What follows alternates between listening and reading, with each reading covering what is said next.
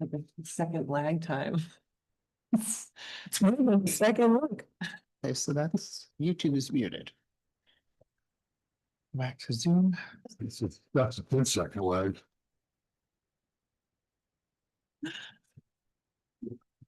Fun to watch. Yeah, okay. I think we're good. Welcome to tonight's select board meeting. Today's Monday, August 25th. I'm Sabrina Dunlap. We have Stephen Whitley, Vicki Braham, Jeff Donahoe, and Alyssa McCann is joining us remotely for the first part of the meeting. So first up, I will move that we allow Alyssa to participate remotely. Second. Okay, that means we take roll call votes. Vicki? Yes. Stephen? Yes. I mean, yes. And- Yes. All right, sorry, Alyssa, you're in. Okay, can you hear us, Alyssa? She's probably. She went. Yeah. Yeah, okay. All right, so first up is points of pride. Do you have anything? I do. Oh, good. I had an email from, actually, it wasn't an email, it was a letter that Chief Hennessy received saying that I wanted to take a moment to show my family's appreciation for the work that Officer Go and the Hopkinton Police Department did while covering an accident. Town resident Paul King. The accident occurred on Tuesday, August 12th, near the Drew Lake. His professionalism was outshined by his compassion and flexibility as he worked on a very challenging accident scene. As my parents moved to their golden years, it gives my family the solace. The Hopkinton Police Department is there to support them. So kudos to our police department. Mhm. And kudos to our library who New Hampshire's ultimate summer bucket list. Oh, This is an NPR. I don't know if it's they list a whole bunch of fun things to do in the summertime and Hopkinton Public Library to the list. wow, I missed that. Anything specific to do with the library? Read books? Just basically, time to start checking off your summer bucket items. We asked you for must-see summer spots around the Granite State. So we have a must-see library. All right, thank you. Anyone else? Yeah, I just wanted to congratulate everybody that participated in the Anna's run on Sunday. Was it Sunday? Thursday, last Thursday, excuse me.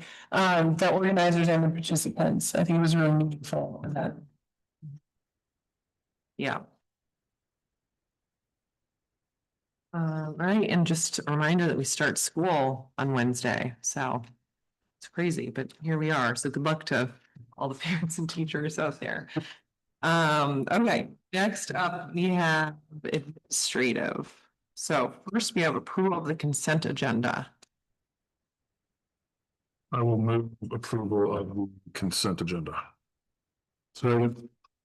Okay, Alyssa, are you with us? Because if she's not, I don't think we. I need to am. I was double muted before. Sorry about that. Her. Okay, she's not very loud. She's moved. I'm not very loud. I'm sorry, guys. I could do better. I could yell. Same sound whistle. Oh, huh. Odd. Not sure how to.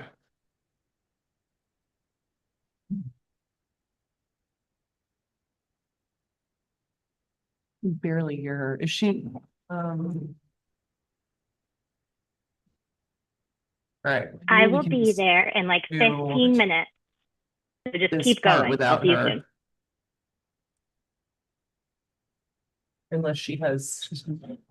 Unless she has comments on any of the minutes.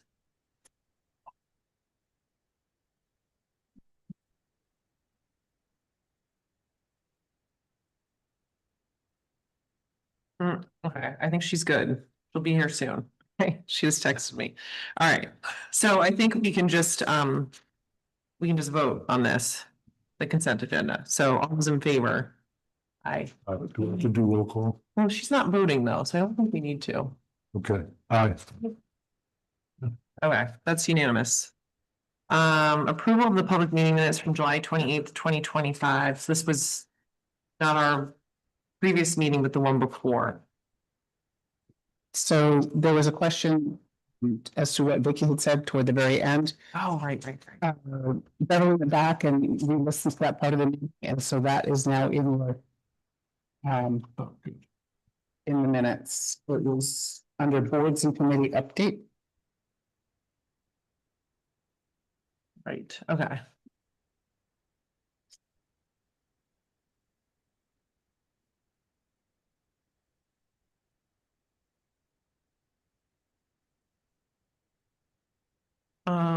Do we have a motion to approve? I'll move to approve because I'm gonna have the next one, so I'll do this. I move to approve the public meeting minutes from July 2025. Second. All right, all those in favor? Aye. I'll abstain since I was not there. Okay, next up is approval of the public meeting minutes from August 8th, 2025.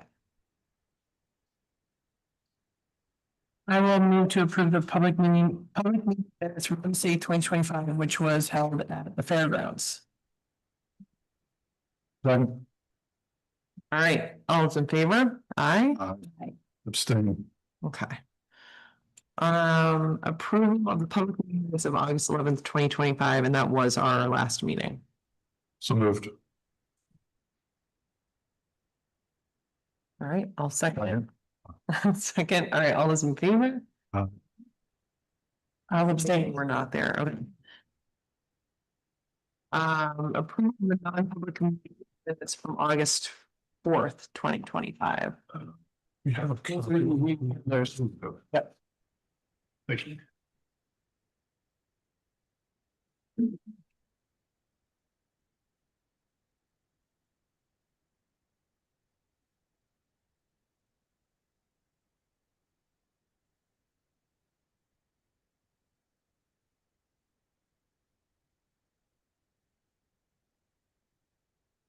I move to approve the non-public meeting minutes from August 4th, 2025.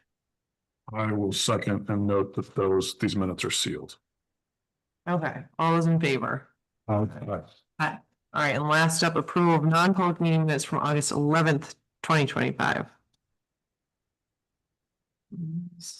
I will move to approve those minutes and note that they're sealed. All those in favor? Aye. Aye. I'll abstain. Weren't there. Okay, thank you. All right, so first public appointment is with Ian Hart regarding Riverway. Would you like to come up and speak into the mic? So I'll pick you up on the recording. Thanks for joining us. You're welcome. Thank you for having me. Select Board. Karen, nice to see you in the official capacity. July 22nd, 2024, former academic director and representative of the academic committee, presenting two completed studies to the Select Board: the AARP Kentucky Village Walk Audit and UNH Downtown and Trail Study. At the meeting, the Select Board tasked the committee with coming back with a plan for next steps for the studies, as well as the recommendations pertaining to Riverway Park. Over several months, the committee discussed how to pursue next steps in the studies. Through the efforts of Anna and the full board of the committee, the three studies recommendations were combined and consolidated, as well as the New Hampshire Department of Transportation 10-year plan, the 2022 Hopkinton Master Plan, and the 2000 Kentucky Village Charrette, all with recommendations to Kentucky Center and the park. Into a total of 16 recommendations, many of which are cited in multiple studies that I mentioned. These are a lot of recommendations requiring not a small amount of effort to get any headway. To provide the necessary focus, the EDC is now, the Economic Development Committee is now recommending the creation of a subcommittee, including representatives from town leaders, to prioritize and support implementation of the studies. Providing a table to express interest in joining the working group or subcommittee, as well as sort of recommend.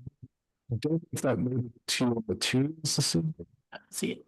Yeah, the squinting I'm seeing confirms that. So interrupt you, but I must, because I just got a text that they can't hear you on the video, so I don't know if that mic is functional. Can you back there either? Okay. Well, our mics don't really project into the room, it's more for people recording. Or at least, do you want to, does this? I think we can hear all of us better. So I don't know if maybe you can put yours over by. Yeah, I'll watch the board there.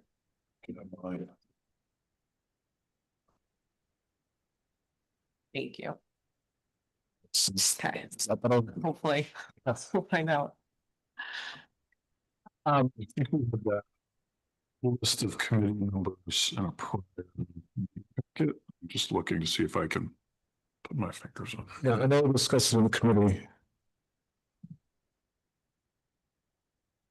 I can read off the names and the sort of categories without the we're sort of recommending them, if that would help. If you want. Okay, so it includes Jeff Collins, resident technical expert in transportation engineer, Dave White, with the Rivers Association and CLSRT, to be determined the select Brian Cressy, business owner and Discover Tookie, Steve Wilkes, business owner, HFT, to be determined. Michelle Cedillo, Hopkinton Recreation Committee, Austin Parker, the Kentucky River Canoe and Kayak, Byron Carr, for an outright seat. I was also the first tonight and spearheaded the River Road Park improvement recommendations.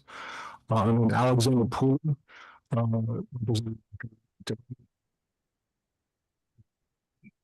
for the Economic Development Director.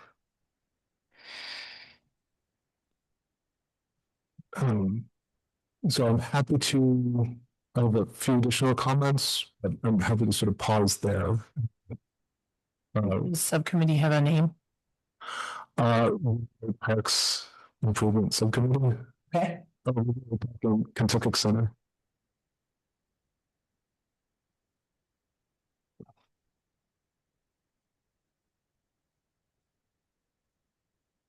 Have you crafted a charge for this committee, subcommittee? To work on the 16 consolidated missions. We'll let them come up with their missions to look at it. Okay.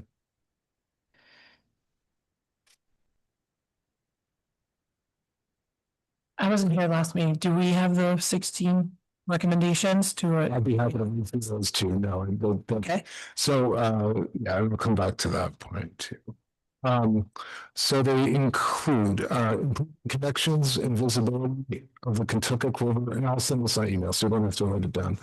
Connections and visibility of the Kentucky River to enhance trail sidewalk system as unified design element to enhance the village experience with additional public spaces, amenities, walkability, and ambience. I'm going to pause there. Raise the volume a little bit. All right, I'll speak up. Continue to activate public spaces to enhance the business district experience and enliven Kentucky Village. Work with the arts community to develop and install public art throughout the Kentucky Village and develop a public art plan. This moment comes out very sketchy. Yeah.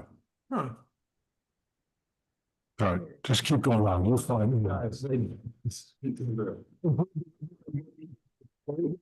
To enhance access for non-residents to the Kentucky River and draw more people to the Kentucky Village area as a destination. Develop consistent parking management using regulations, restrictions, and signage, including striped on-street parking, on-street parking spaces, and improved parking related signage and wayfinding. Evaluate the need for handicap and electric vehicle parking in Kentucky Village, implement as necessary. Develop a branding strategy that highlights the natural and built assets of the village. Install, enlarge, repair, and replace trail and business/community resources, signage to improve wayfinding. Explore the development and construction of permanent public restrooms, Park. Explore the construction of a water filling station, public water fountains in the area of Riverway Park. To address traffic, road and pedestrian safety and accessibility throughout Kentucky Village. Develop a comprehensive traffic study plan to enhance pedestrian and cyclist safety across the village by evaluating the need for keeping crosswalks, optimizing intersection design, and implementing improvements. Update zoning/design standards and guidelines to ensure that village development is compatible with the town's goals. Prioritize grant opportunities, secure funding to support actions and improvements for walkability, accessibility, recreation, and amenity, improved and additional public space, signage and wayfinding to better interconnect the businesses to build natural recreation assets, and continued connections of the Concord Sunapee Ranch Trail throughout the community. Location-specific improvements to the fire station intersection, flow and safety, and location-specific improvements to the Fountain Square intersection, flow and safety. All those recommendations come from, all those recommendations come from at least one, and in some cases, as many as 5 of the studies that I mentioned at the top of my comments. You mean they repeated the same recommendations? Yes. Yeah, going back to 2000 with the Kentucky Village charrette. What's a charrette? Jeffrey Donahue, I'm going to. It's a planning exercise where we bring stakeholders, including state people, professional planners, citizens, to draft, evaluate concepts together as a group. It was a very nice book that was prepared at the time. Some significant recommendations. Thank you for the assist. That's more than I've said at any of these meetings in the last 2 years. Okay, thank you for that rundown of the recommendations. Do you have anything else? I have some prepared remarks, just that it's worth it. It did take a long time to come back. I think to understand the frustration. We need to discuss this over a number of months, and so getting people to volunteer, of course, takes time. As is just the kind of Zoom. First, that the departures of Anna certainly have their impacts on coming in. And if not for having a dedicated staff member development, we don't as far. In fact, we never would have received the grants to receive the free AARP study or the UNH study the downtown trails. So, in addition to sort of requesting, some guidance from Selecta this evening, it's certainly my hope and the committee's recommendation that the economic development do. If not entitled, then in sort of series of responsibilities. Some conversations that we have each month with town business leaders that there's a lot of interest in locating and growing businesses here. We also know from the months in the position has been vacant that a committee of volunteers isn't enough to help sort of facilitate that from the committee's perspective. So thank you for your consideration on that as well. And just as a reminder, it was a half-time position as previously filled, and then half of that came from the TIF.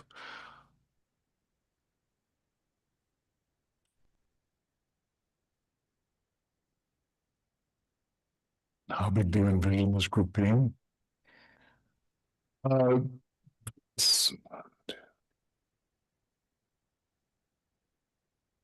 We identified 10 seats plus for the individuals or organizations that I mentioned, plus the economic development director with that position or the responsibilities to be filled.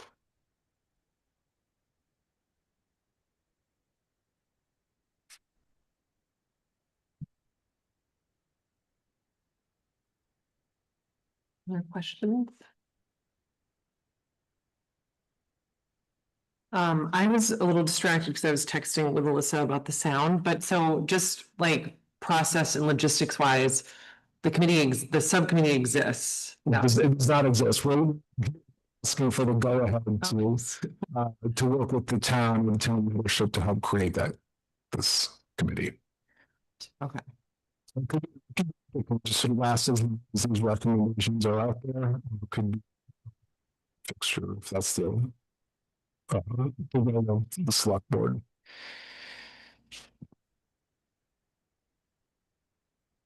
Do you have a position on who should be, which one of those would be better?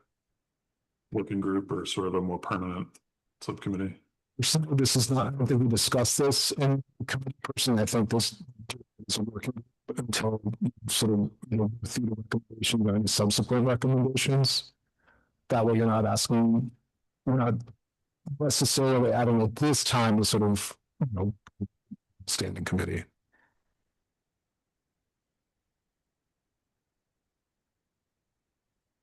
I'm happy to, I'll take this into consideration and we can come back at another time, but we know it's been 13 months. Other discussions too with Byron and others about like specific projects potentially for that space. But yeah, I think we need to discuss this as a board. I have a question. Yes, please. So you mentioned the Department of Transportation, and so I was wondering, of the folks on EDC or on the proposed working group, do we have people who have, excellent contacts at DOT so that we're not working in disharmony with the state? But so that what we're envisioning is also what they're planning to put their dollars toward when they finally make it toward Fountain Square. Yeah, so this is definitely where I'm missing Anna tremendously, because I'm going to speak much more eloquently to this point than I've ever had to say. Okay. The team tenure plan included 3 of the recommendations: the improvements at Fountain Square, the traffic, road, and pedestrian safety throughout the village, and a comprehensive traffic study and plan. My understanding is that this is eventually Fountain Square will make it onto DOT's to-do list.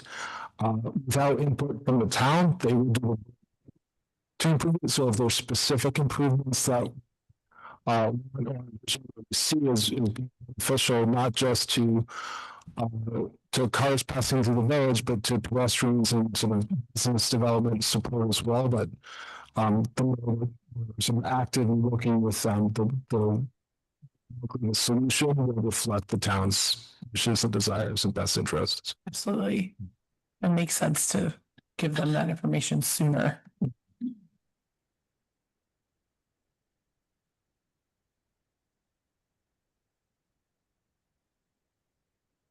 I think we have like related but separate discussions about the economic development director position we have to figure out as a board. Again, with Neil leaving, that's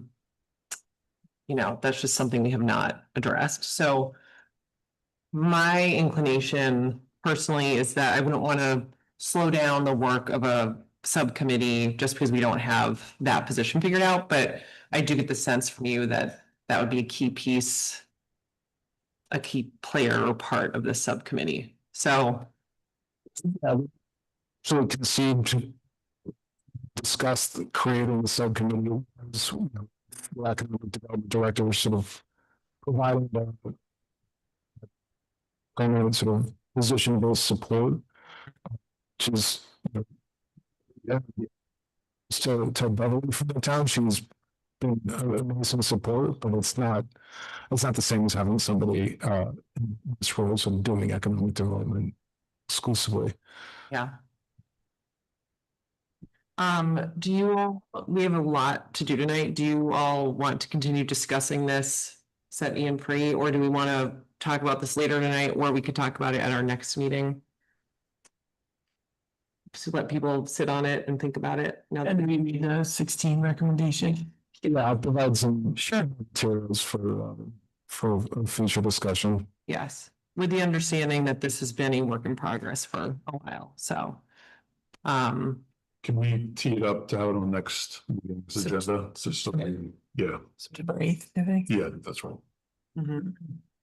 Louise, do you have a question or? A comment, if I could. Well- Louise Carver. We can't to like doing an open comment on this, but if you want to make something short since you're here, because our public comment isn't till further down. It pertains to what he's talking about. Okay, well, if you could Yes, speak into just the, two things. okay, One is, who's gonna, can someone be assigned to write the charge? And can there be a date that that charge will be written? Because like Ian said, this has been going on for 13 months. There has been disruptions, I understand, but I find if we don't have a deadline, it keeps getting pushed down the road. 13 months is kind of a long time. So I just request that someone is assigned to write the charge. And there's a date that it will be done by. That's it. thank you. I think we, as a board, have to discuss moving forward in general with this before we get to that point, but So she's understand. part your of that points. Yeah. discussion next week. Oh, Okay, thank you. Okay. Thank you, Ian. Appreciate you Welcome. joining us. Thanks for having me tonight. Thank you. Doesn't matter whether, yep, I'll see you soon. I'm free, I just checked. Good, okay. All right, next up, we have Chuck Gregory, related to a funding opportunity.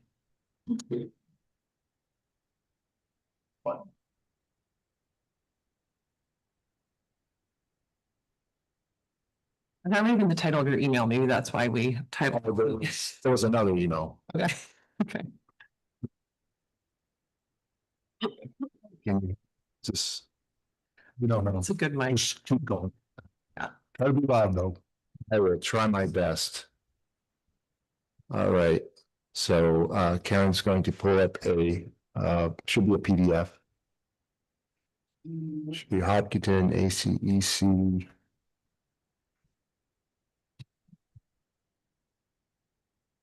Are you on your thumb drive? The other thumb drive?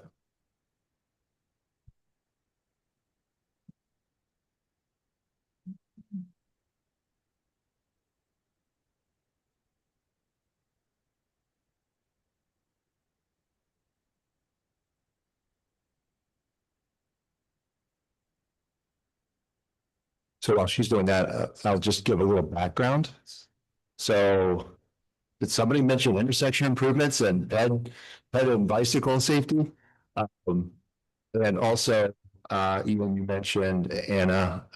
So Anna Wells approached me about a year ago about this. So if some of you are familiar with UNH, they have in their engineering program, they have a UNH capstone project. Where teams get together and they are given a problem. It could be various different areas of civil engineering.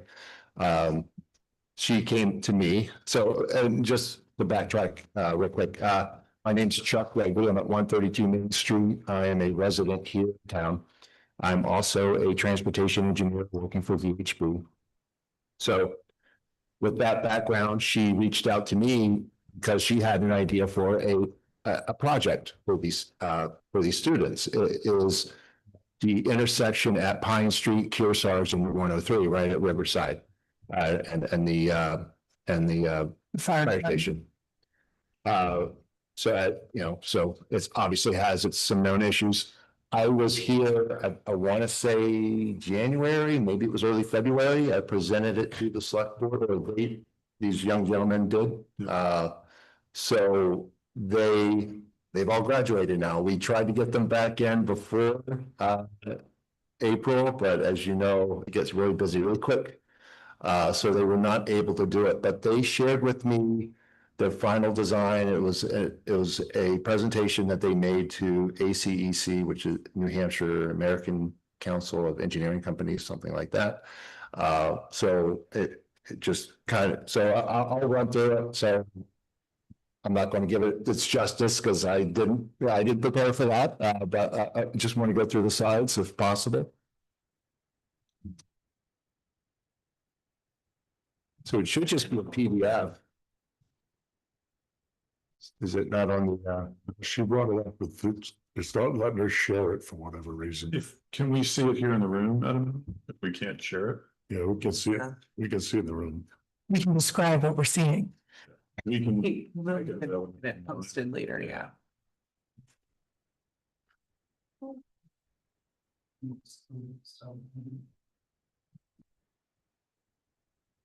But I love technology.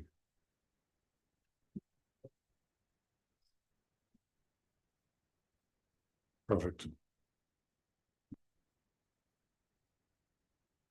all right, great. Right, so gave background, the team members were Tyler Beresford, Cole Cronin, David Fisk, and Will Martin. Here's introduction. David is actually from Hillsborough. He's the one local person and he knows the area well. I'll just say these guys were great to work with. I was honored to be a part of it and help give them some direction. And I will give a disclaimer that this design and designs and concepts are developed by civil engineering students. Yeah, so, so that will, this does not have been, designed by a professional engineer. Do you want your screen this way so I can? Oh, sure. Yep. So, just real brief, as I mentioned, Anna Wells, she's now with Plan New Hampshire. Unfortunately, we lost her. That's Plan New Hampshire's gain. And as I said, I am a highway team leader at VHB working in Bedford, and NHDOT is one of our clients. So I have a good idea of what they're looking for the most part. You guys know the existing conditions and where we are, so I'll pass that up. We're looking at, as I mentioned, right near the fire station at Kearsarge Avenue, Pine Street, and Park Ave. Through.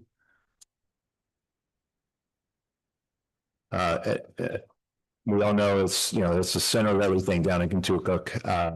It's a key point for residential properties, the local schools, town library, obviously the fairgrounds and got the covered bridge. There's an aerial view of that. More road view. This was prepared for people who don't live in Hopkinton, so I apologize. You all know this area very well. All right, so the purpose of the project was to design a new intersection that improves user safety by removing existing right-of-way conflicts, creates a visual focal point for the community, and adds mobility for pedestrians and cyclist users. The scope that they put together was to put together a comprehensive design to improve mobility and safety for all users, improve the green space there, obviously being mindful of cost and trying to determine what is the best possible intersection layout for this intersection. Considerations were safety, constructability, cost, right-of-way impacts, including obviously, the big folks there are the fire station at maintaining access there, and also Riverside. Making sure all the turning movement works, being multimodal. We don't know, peds and bikes are, it's not the best situation there. Improving that would be great. Obviously, green space, we just mentioned, existing driveways and parking accommodations. The design standards that they were using, the speed limit is 30 miles per hour. The vehicle that they would need, the maximum vehicle they need to address is a WB62, which means it's the whole thing 62 feet from the back to the pivot. Lane width, 12 feet, sidewalks, 6 to 8 feet, 8 feet generally where you have bikes present, a shoulder width varying from 1 to 4 feet. So that's where they started looking at the options. It was either doing the stop yield controlled, sort of what's out there today, looking at potentially a traffic light, which nobody would be in favor of, and also a roundabout. From there, they developed some options and they looked at how to score them. So real quick, we looked at alignment, and that didn't do so great functionally. And then they looked at a couple of different roundabouts of varying sizes and different locations. And so from there, they ranked them, and you see two roundabouts, roundabout A, roundabout B. They both scored the highest. So what they found was that all the designs they had put together had some design flaws and alignment issues. No single traditional design satisfied all of the team's design requirements, meaning your stock control, whether it be a traffic signal. So the roundabout is what they were looking to do, and that they wanted, after discussing with them, the decision was to go with a non-circular roundabout. So also known as an oval or a peanut shaped. If anybody's ever been to Kelly Square in Worcester, that's a prime example of a peanut, which is a setting, obviously, but it gives you an idea of what a peanut looks like. And this is another one here. So the solution that they came up with to address alignment issues was more of an oval. During their presentation, they used the racetrack, which is not necessarily a great analogy because that means people go fast.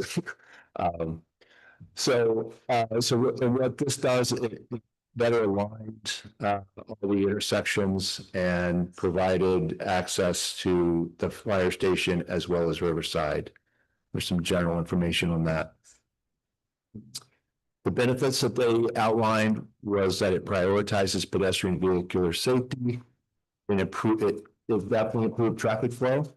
It maintains and improves existing character of the area. Actually increases the green space within the intersection and minimizes impacts to the butters. They got into the presentation of the actual center island and truck apron. The purpose of the center island was to control the direction of traffic, and I would venture also it creates a focal point, which it is there today, right? So they would look to continue that. There'd also be a truck apron, and the purpose of the truck apron is to restrict vehicular speeds. Ideally, we want to get cars going no more than 15 miles per hour. So physically requiring them to turn here and there gives us that. What the truck apron does is allow larger vehicles to make that maneuver while still restricting, making it uncomfortable for smaller vehicles to make that movement. There's additional mountable areas that are sometimes called bubbles. And again, those are for deflecting smaller vehicles, but still allowing the larger vehicles to travel through. So a couple of the big issues that they were trying to wrestle with, which I feel like they did a really good job of getting close. I think there's still some work to do with that. We never got to present the final presentation to Chief Yale. I know he has some concerns about this as far as getting, how it hurts at, response time. I think there's some tweaks we can do to improve that, but it does allow for the fire trucks to directly enter the roundabout. It also allows them to, for the larger vehicle that is on the right side of the fire station, that's where the larger vehicles are maintained. The splitter island that you see there, right at the entrance to the roundabout, would be flush so that they still could make that movement.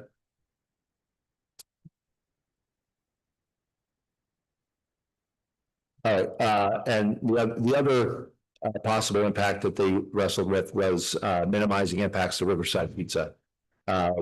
So what they came up with was a reconfiguration of the parking lot, as well as creating a right-in situation on the eastern side towards the covered bridge, and exit would be into the roundabout.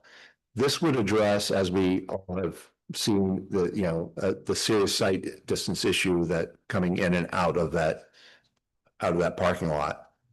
So that was one way that they proposed to address that. So sidewalks now would, throughout that whole area, they would be grade separated from, there would be a curb separating them from the roadway. So right now, it's a lot of it's kind of, you're walking along the roadway. The sidewalks, as I mentioned earlier, would be 6 feet, minimum 8 feet in areas where we would have bikes coming from the rail trail. So we would be accommodating them there. And of course, crosswalks would be designed to industry standards. So they have proposed the use of rectangular rapid flashing beacons or RRFBs, and I'll show you a picture of that. Those are generally recommended for roundabouts for visually impaired. So those would be located right near the splitter islands. Here's an example, obviously in a much more urban setting. There's a push button. Pedestrians would hit it, push the button, and they would get a bunch of signals would go off telling people to stop. From a utility standpoint, they didn't get too much into that. They had very limited information from GIS, but the intent was to minimize any impacts to utilities, whether it be waters or overhead, things like that. Very limited information, so they weren't able to look into that too much. From a stormwater standpoint, I believe they effectively addressed all stormwater issues. They captured everything, and then they also proposed a retention system within the center of the roundabout to take in all the water, treat it, and any overflow would go back to the outfall location, which is just to the east of Dunkin' Donuts. So with that, the center island, they got into a discussion on that. Could still maintain the pine tree that we use for the Christmas tree. They might have to, I'm not sure if they were able to keep it or might have to get a new one. But they would relocate the granite plinths that are there. So that could be incorporated, still have the flagpole. They had shown 2 semicircle walls. However, I'm not so sure that that's something we necessarily want to go with. It's a crash hazard, and it costs money as well. It looks nice, but it's a cost. And there would be access for maintenance, and there'd be additional room for plantings. So just gives you an idea of what it looks now and what it could look like. All right, now getting into estimate items. We're almost there, guys. Thank you.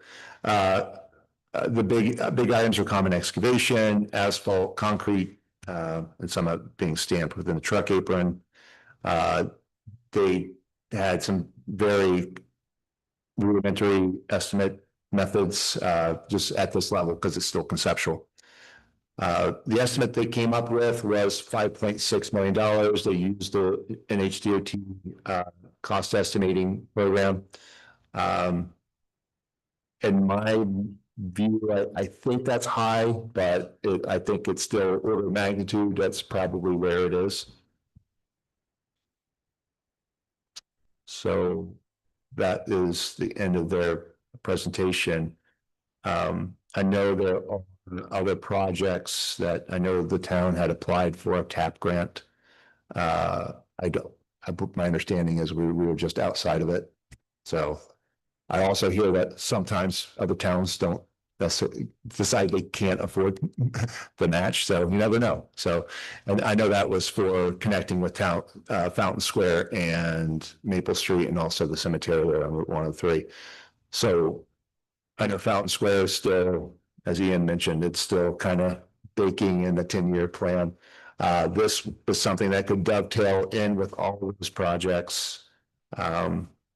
Certainly is, there's a cost associated with it, but I think it's a great project if the town wanted to pursue it. That's all I got. That's a good question. Thanks, Chuck. That was really good. I'm sorry that the students weren't here to finish up. I am It too. was nice to see them present the preliminary designs back in January. I don't know which slide it was, but it was the overview with the peanut shape specific to that intersection. Just the overview, the first one, our solution. I think so, because that one, yep. Yeah. And so my question, because I one of the slides talked about it, this minimize the impact on abutting properties. And that's sort of one of my concerns when I look at this is how much of the abutting private property would the town either need to purchase, coordinate cooperation with those abutting owners to make something like this feasible? Sure. I think you see parcel 51 there. That's the one that would have the biggest hit. They would use, they would lose some land there. We can do some things to enhance that. Yeah. Obviously. So that would be an acquisition for sure.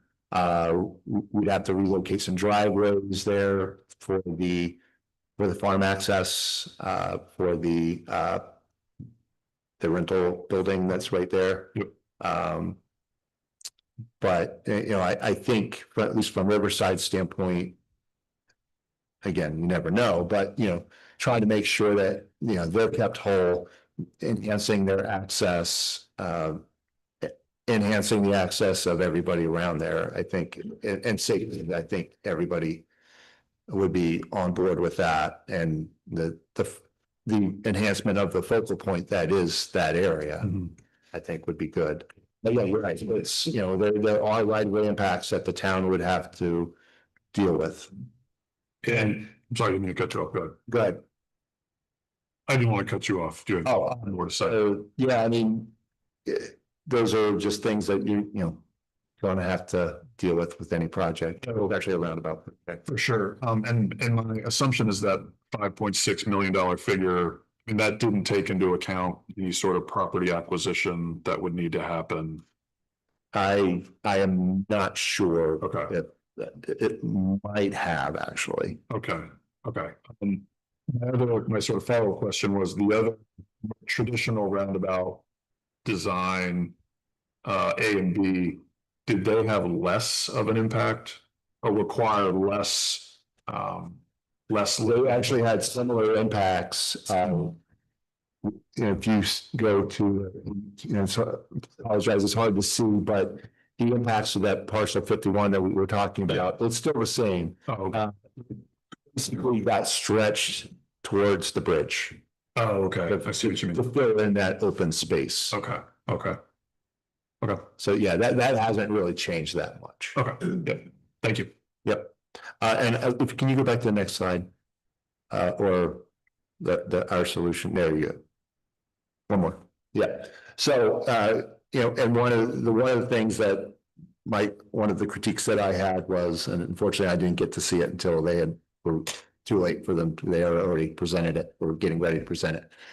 The straightaways that you see here, that would be a no-no because people can increase speed with that. So either you say straightaways, can you explain? Oh yeah, so you see the semicircles there, in between you have those tangent sections. Okay.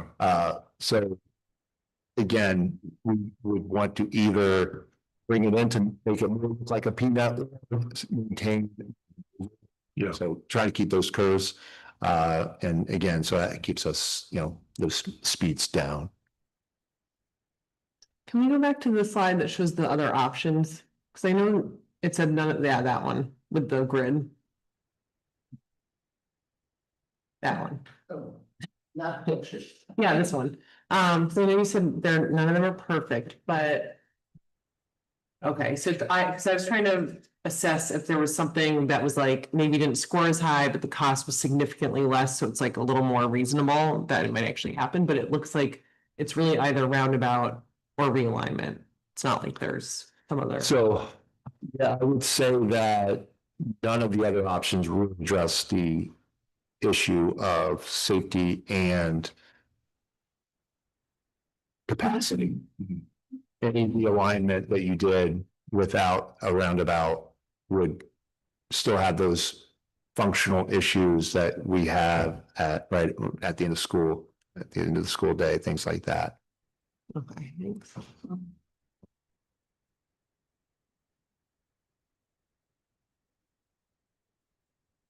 Other questions? And if anybody has any questions afterwards, I do have to head out, but if the select board has any questions for me on that, I would be happy to answer them. And then Karen has this PDF, so we have it for our files. Yes. So that's great. Yeah, thank you. Absolutely. Okay. All right, well, thanks so much. That was very you. helpful. Thank you.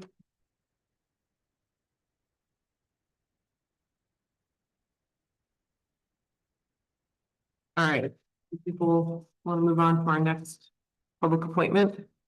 I'm good with that. Okay. Next up, we have J&M Towing.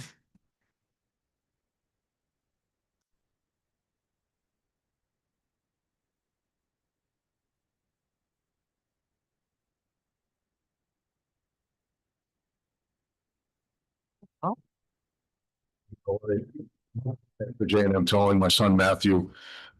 It's been a busy day for us. We had a couple of car accidents to deal with, and we had visit by the governor to our facility on Pine Street there, Boundtree. So it was great to chat with her about how the state of New Hampshire can assist and further small businesses and some of the challenges. Glad to appear before you, appeared before zoning planning for that building and the Economic Development Committee a few months ago as well, to talk about what they can do to further more business coming into the town of Hopkinton.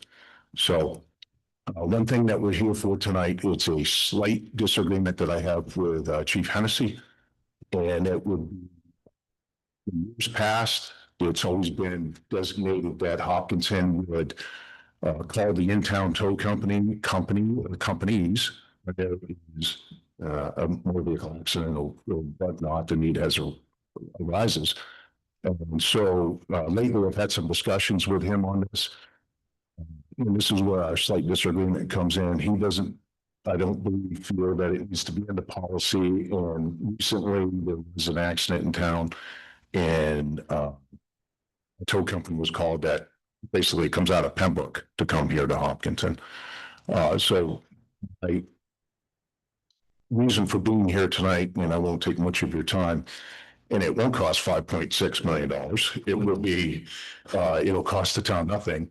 Is I just would like it to be put into the policy, the towing policy for the town, that if there is a competent and capable towing provider in town, such as us, well, I'm not saying designate us. What I'm saying is, if there's another company that comes in and invests in the town, like my family and I have in the past year, 2 years, 3 years, then more likely, yes, that company and us should be, when the person in the accident is a tow, that the PD is saying, okay, send me J&M first, or if there's another company, the other company as well, back and forth, and the option to show up. Now, that does not cost the town of Hopkinton any money.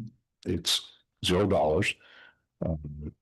I contribute to the town through my business, through the taxes, right? I contribute with the sports fields, other events and fundraisers that go on in town. Love being in the town. Very welcoming town compared to some of the other communities that we're in and that we do. Okay. Just that one thing, it's not in the policy, and I'm just simply requesting that it be placed in the policy. And from your letter, you said that's pretty common practice. It is. It is. If you look at the Manchester, Concord, so forth, I'll never get a call from Concord because I don't have a yard in Concord. I don't have a facility in Concord. If you want to be on Concord police rotation, you have to have a facility in their town. Rightfully so, right? You're contributing to the community if you're in their community, right? Not every town has a towing provider in their town that is able to accomplish that. Hopkinton, we do. Okay. So that's what I'm asking for, right? And it's not an uncommon request. It goes along with every other, just almost every other community that has towing providers in their communities. Okay. Any other questions? Don't think so. I mean, I don't believe the town of Hopkinton has a towing policy at all at this point. That was one thing I was gonna discuss as a board, whether we have a policy. So recently I've appealed before their select board and pointed out that their towing policy was dated 2006. And they were shocked. In Hennico's a select board policy. They had no idea. And they went, hey, time out. We need to take a look at this. I'm asking, it's 2025. If you do not have a policy, you need to have a policy, right? I have also provided Ms. Hamilton with several area police department policies that all outline what we're trying to accomplish here. Thank you. yeah, that's awesome. Recently, the state police adopted a new policy. This legislature passed the bill, Governor Sununu signed it, state police adopted it and put it into practice in the spring of 2023. It's a fantastic policy. I would take a look at that and look into what that specifies as far as it goes in requirements of vehicles, insurance, is facilities, driver requirements, background checks, and so forth, the whole gauntlet from A to Z. I would I suggest you look at that RSA. It's a good basis to go on. I've also we've reviewed it ourselves. In fact, I had a 45-minute conversation with Governor Ayotte today, talking specifically about that policy and how it relates to smaller businesses. So we're a family-owned business. Most tow companies are in the state.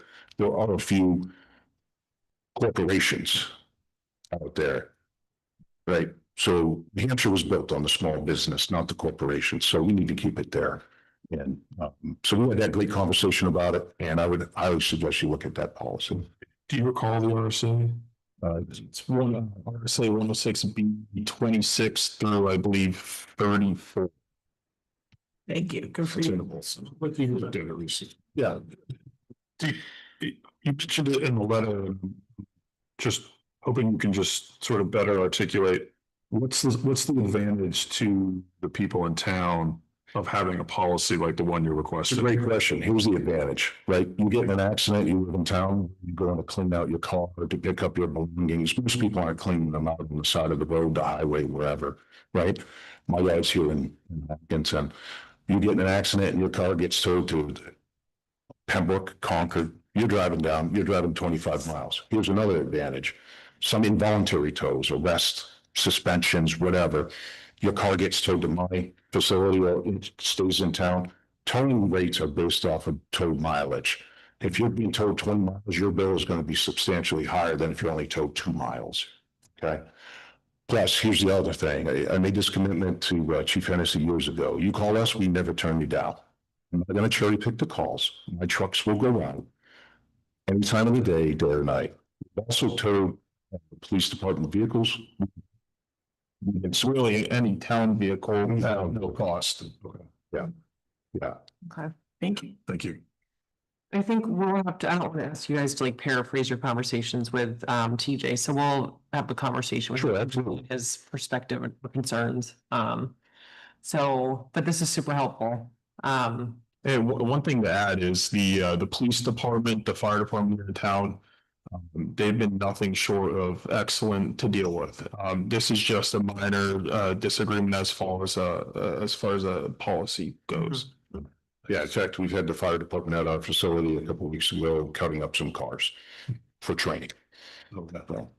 Yeah, you know, so they, it's New Hampshire, half of the cars have no insurance, so we end up with them. So we end up, helping fire departments out with the cutting of the cars and, when they do their training with the new folks and stuff, so. And then obviously, in the event of an accident, if the vehicle operator has a preference on a tow company, then, we believe that the request should be honored. Yes. But if the vehicle obviously is, smashed in the middle of Route 202 and 9 and their tow company is coming from an hour away, then that's, when the police department, would call. Your diesel discretion. Yeah, in exigent circumstances. But if they have no preference, then, preference should be given to the, in-town company. If we put a policy like this in place, what would be the ramifications you've seen other towns put in place when the policy is ignored? So you put the policy into place and then it's ignored? Just for an example, I'm just curious. Ignored. I have no idea. Let's say someone decides that they want to call someone else. They're not aware of the policy. We're a small town with a lot of policy. So I'm curious, like, let's say someone breaks the policy. We have a small police department, they're very thorough and knowledgeable, those guys, so if there's a policy in place, they're gonna follow it. Someone's 3 months on the job and someone forgot to tell them that we have a policy about a tow company and they call a different tow company. I'm just curious, what have you advised other towns to do in the event that the policy? That's an internal matter, if they're not following policy in their own. I'm just curious. You mentioned Henniker hadn't updated their policy since 2006. We have a number of outdated policies ourselves. We have an encyclopedia worth of policies that need to be reviewed and updated. I'm not opposed to this idea at all, but I'm simply thinking about the volume of things we expect to keep up to date and relevant, and the number of times since I've joined in March that we've sat here and said, let's find that online. Is it? Find that. And so this is not about what you are specifically requesting. It's more about a small town with a lot of things to keep track of. Oh, sure, absolutely. Yeah, And so but I was just curious, wondering, is this something like a good faith policy, right? Knowing full well that policies get written every year, and we try to keep on top of everything, but when a slip up happens, if what that does that mean? happens, I'm sure it would be addressed by the chief and he probably take care of it. Okay. Something we have to figure out if we move forward with a policy. Yeah. Okay. Thank you. Well, appreciate you guys coming in and fighting this for us. And so we'll talk. Sure, Talk as a board and we'll be back in touch if we questions or need anything. Can I just ask you one question? Because I get the impression you've read those samples. Do they have something in there about requests should be honored? You know what I mean? If the vehicle, did anyone else call that out as like a Police department's request. Okay. The only time they don't wait was if it's a safety issue, snowstorm, ice storm, whatever. Also, rest involuntary tows, you don't get on a request on that. Right. Oh, yeah, no one likes to be towed, I get it. Yeah, I get no, I get it. yeah. It's a good practice though. And when you mentioned about an accident, you have to go clean out your cars. That hit for me was I totaled my car on Jewett Road in 2003 and Shucks towed me. So it was right there. It was right there. Myself. Yes, yes. Now think if you had to drive 20 miles to do that, it would be a huge inconvenience for you. Yeah. Great. Thank you for your time. Appreciate it. Thank you. Thank you.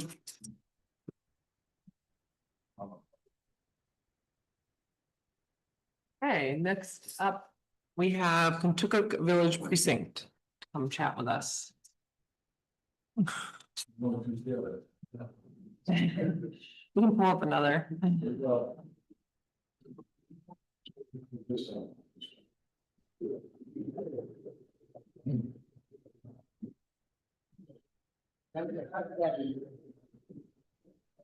Thanks for joining us. Sure. Rabbits. So I think Karen, had you talked to them or? We have no presentation. I think we were hoping to just touch base with you guys and hear how things are going. And I don't know, did you guys talk at all, Karen? Okay. We talked about, it sounds like there may be some issues with metering and capacity of handling things. And so we just wanted to hear directly from you about challenges or, you know, how things are going. Yeah. You want me to go or you want to? Let her rip. I don't know if I really want to go.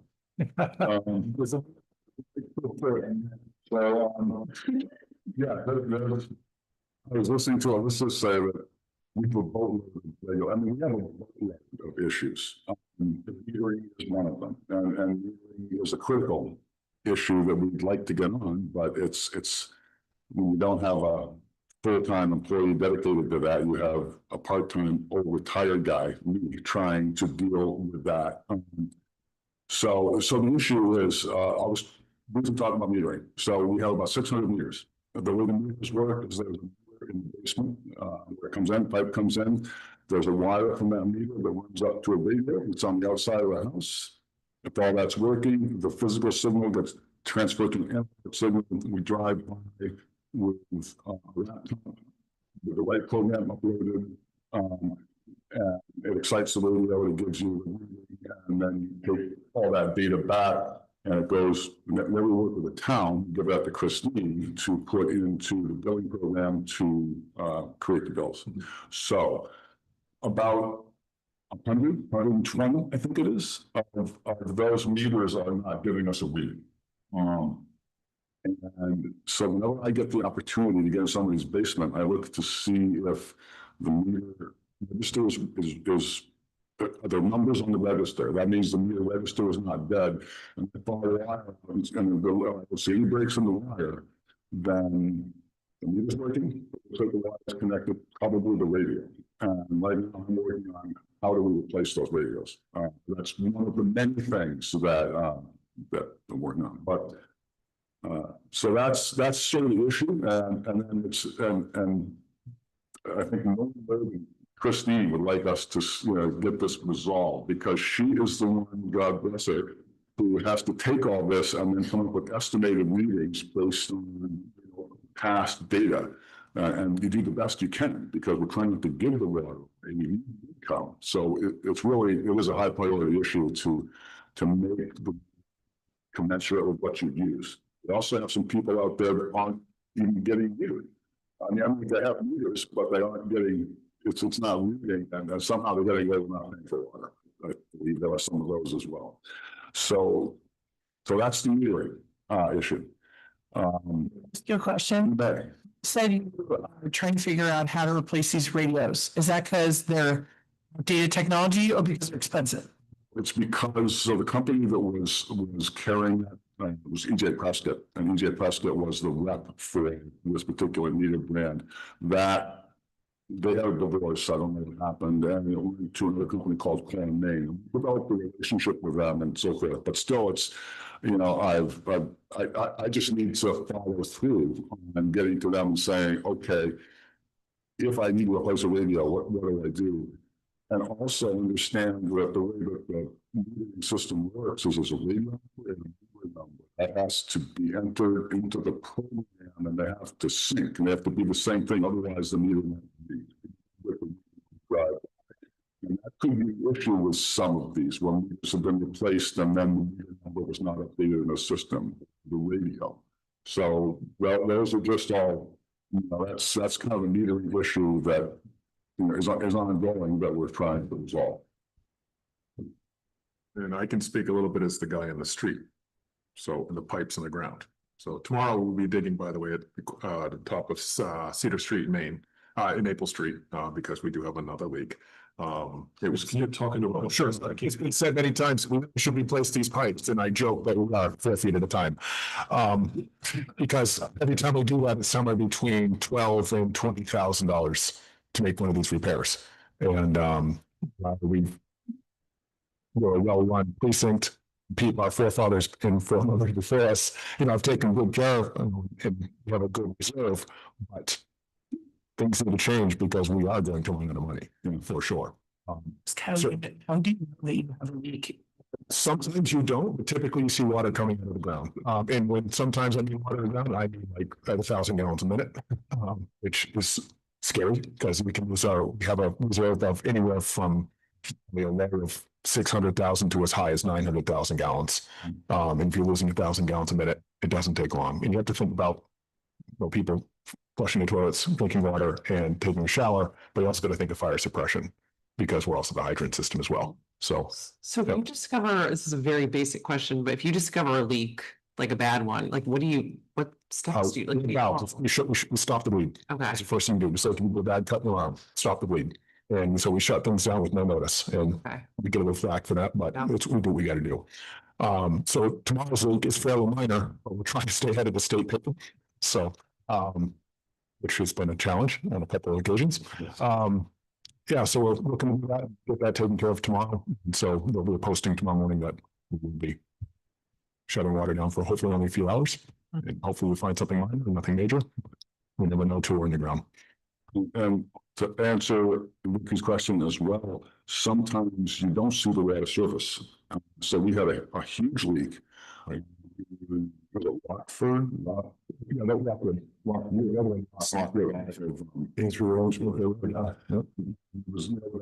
was a culvert, there was a swale over there where we were making a river, which we didn't know. It was running through the sand gravel that was there and going to that culvert so nobody knew it, because we were losing water in the tank like rapidly. So there's other, the system's monitored by our Penachuk Services Corp, who have certified operators, very good. And we're happy to have them. They're definitely top notch. Certainly. So they're monitoring us all the time. So if the tank starts to drop, they're going to either come or get in touch. But that's just another way. When you say you have 600,000 to 900,000 gallons in reserve, is that in a tank or a series of tanks? 2 tanks. 2 tanks. Yep. One located out on Boundtree Road, one located on Main Street, if you know where Linda Kimball lives, above Linda Kimball's house. Kind of abuts the back of Linda Kimball's property in Woodwell's Garrison. So that mysterious driveway that goes up between Kimball's house and that one you don't see, that one's underground. But if you were to drive out Boundtree, you see a giant brown 600,000 gallon tank. So. And we're all just thrown in the mix here. We just, I've been doing it for 8 years, or almost 9 years, I think. And we definitely walked into the proverbial storm. So I made the mistake of I'm a retired engineer. I worked with water departments. I did this stuff in the consulting engineering. So I made the mistake at the wood bank of saying to Chris, tell you, if you need someone on the precinct, like 2 weeks later, resigned, I've been with it since. And then Sam leaves. And so what became to give advice every now and then is become a job. I'm actually paid now. I am paid as well. But I couldn't do it. But it's not sustainable, really, because in addition to the operator, certified operator, administrator, somebody who is always there available to go get a water meeting when we find a water meeting request. We need to get out and get a water meeting, get it to Christine so they can start at the closing. Somebody, as I know, a lot of shut off. We get calls from both women all the time that says, where's this shut off? I got to do this work in somebody's house. So it's on the ground besides, commissioners, and that's just so. I'm happy to have the line item now in the budget for an administrative position that's doing. I'm the guy that's dealing with BES, and believe me, we deal with BES a lot. And we have a consulting engineer, Ray Pierce, is our consultant engineer. So they do what I used to do. So I know those guys. So I'm willing to all that. That's a superintendent, that does that stuff. I was hoping that you guys would mention, and you started to, what your sort of plans are more long-term, because it does sound like you guys are at or beyond capacity, and I very much appreciate how much time and effort you're putting into this just yourselves. But it does sound like the work demands are beyond the time. Absolutely. I mean, I leave my job site to go deal with issues. Yeah. So I leave my retirement site. Yeah, so you mentioned line item in the upcoming budget for an administrator. Well, there's a line, so now we just have the line item for me. For doing the stuff, so really it's created. I mean, as far as I'm concerned, there's something in the budget for that work, and I think that could be eventually expanded to, to pay for somebody that we would get on, and that's. I mean, this is my vision, and we haven't as a talked this. And Ben is new. He just so he's Yeah, how bad? he's down with the blood. So, and that's exactly what we need. People that are committed to doing this, and it would be good to have somebody. Sam Currier was a superintendent, and he was a certified operator. Well, we have a certified operator. If we decide to go back to a superintendent, that's one model, Right. that we could do. We can find that person. The problem is there's few and far between, and there's more, higher paying opportunities, I would say. Oops, sorry. And Dr. Penachuk, they could take over the entire thing and run it and manage it. Yeah. But I don't know that we can afford that. Right. Right. We're paying them a lot. Yeah. And we also pay them so we have a set fee that we pay them every month, which works out to $108,000. It is the base. $108,000 a year that we're paying them. But if the packs up in the filters, which happens all the time, and they have to come out, there's a detailed list of the stuff that's in the contract and it's not in the contract. So if there's and they also will do emergency repairs, what they've done a couple for us because we just weren't around. We just be like, hey, handle it, because I can't be on the ground. I'm on vacation, Right. I'm out of Right. town, it's. Yeah, I mean, has there been any thought to trying to get someone part-time to do the more sort of easier boots on the ground sort of stuff to free you guys up for? There's been thoughts, excuse me. So, and kind of where I would say we're at on that, what I talked to the commissioners about was, I'm going to do this for a year or so and kind of develop a job description of what you have to do. So, which was what I'm doing. There are kind of moves that come along. For instance, right now I have sitting in my garage 13 sample bottles to test for lead and copper, because every system has to test for lead and copper every certain number of years. Well, the last time that was done was when Sam Currier was here, so we haven't dealt with that. That was just like, okay, you gotta do, tell me what I gotta do. So I mean, there's a lot of that where I find the cross connection report due for the state every year. Okay, how do I do that? And so as I've been developing those things, then I can say, here's you're gonna be able to do this. You gotta have some knowledge of regulations, you gotta have some knowledge of working with an engineer. So it's kind of an administrative assistant position with some / engineering knowledge. Yeah. I don't, but yeah. No, I mean, so where you said to get a job description, I mean, where you definitely do not have a set schedule on this. Right now, it's just trying. Right now, it's trying to tread water and get the samples done. The disinfection byproduct issue, so that's. Do you want to talk about that? So. If you to water that has an insert organic material in the chlorine forms with the natural organics to make these things called trihalomethanes and haloacetic acids, which are regulated by EPA as an essential carcinogen at a certain level. Okay, and they do it based on a learning annual average. So, so you're looking at 4 years of data each time. So the last one drops off, the new one comes in, and violating for a while. And even if we were to stop violating, because it's the learning annual average, until the average drops below the regulated amount, every quarter you have to send out a public notice to everybody in the system. And that's another thing. Thank you, Christine, and Emily, who help us with that frequently. That involves 600 pieces of paper. They got to be folded, stuffed in envelopes with labels affixed to the thing.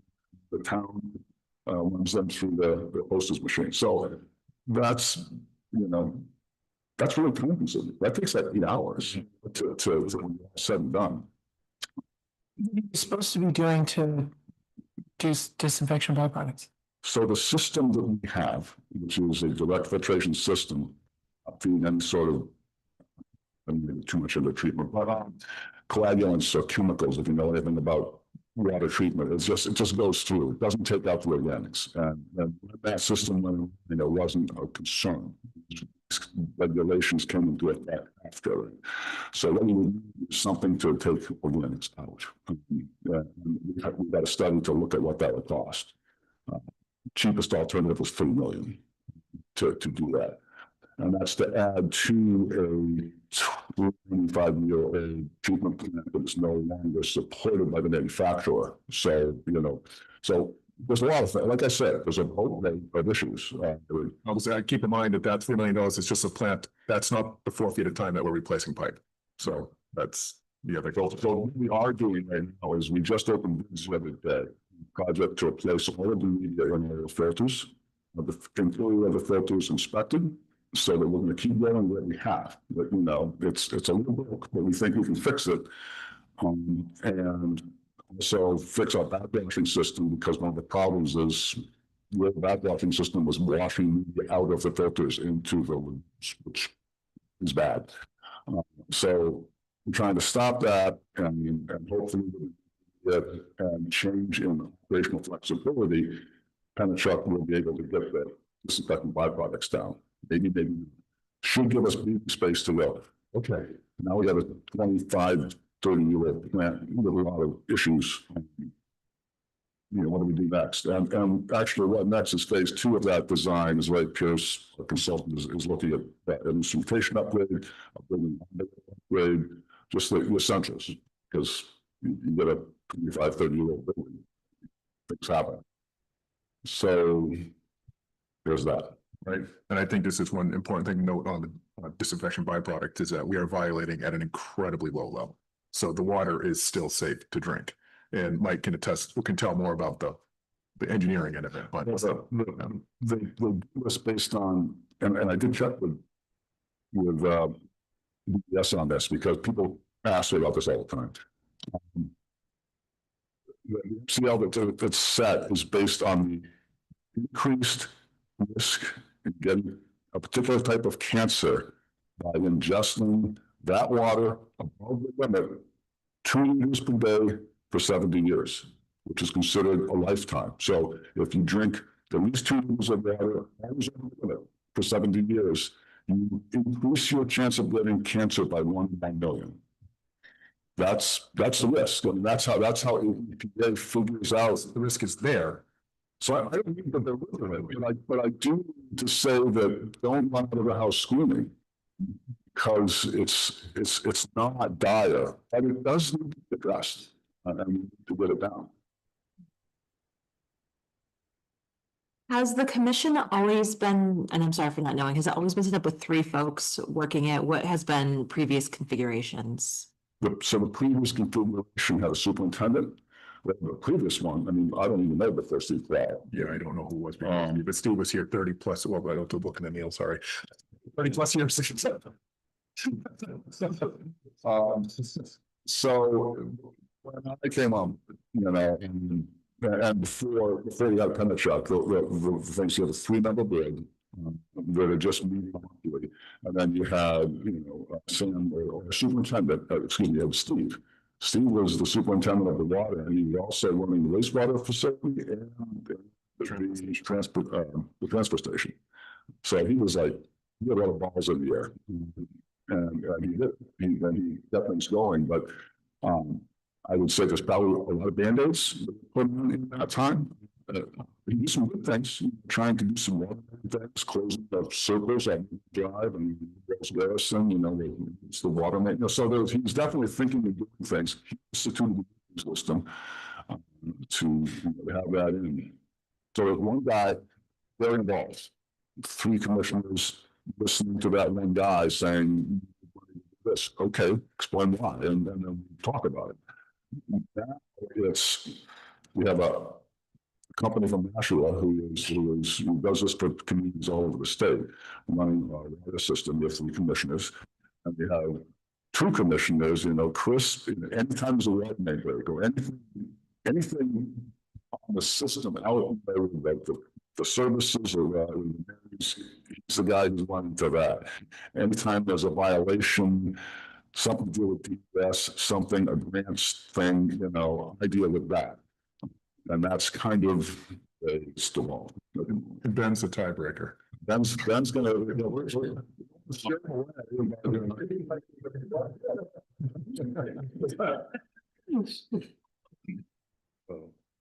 Okay, Oh, one more thing. go ahead. Just another thing that I got, that we're faced with, is identifying whether our services are made of lead.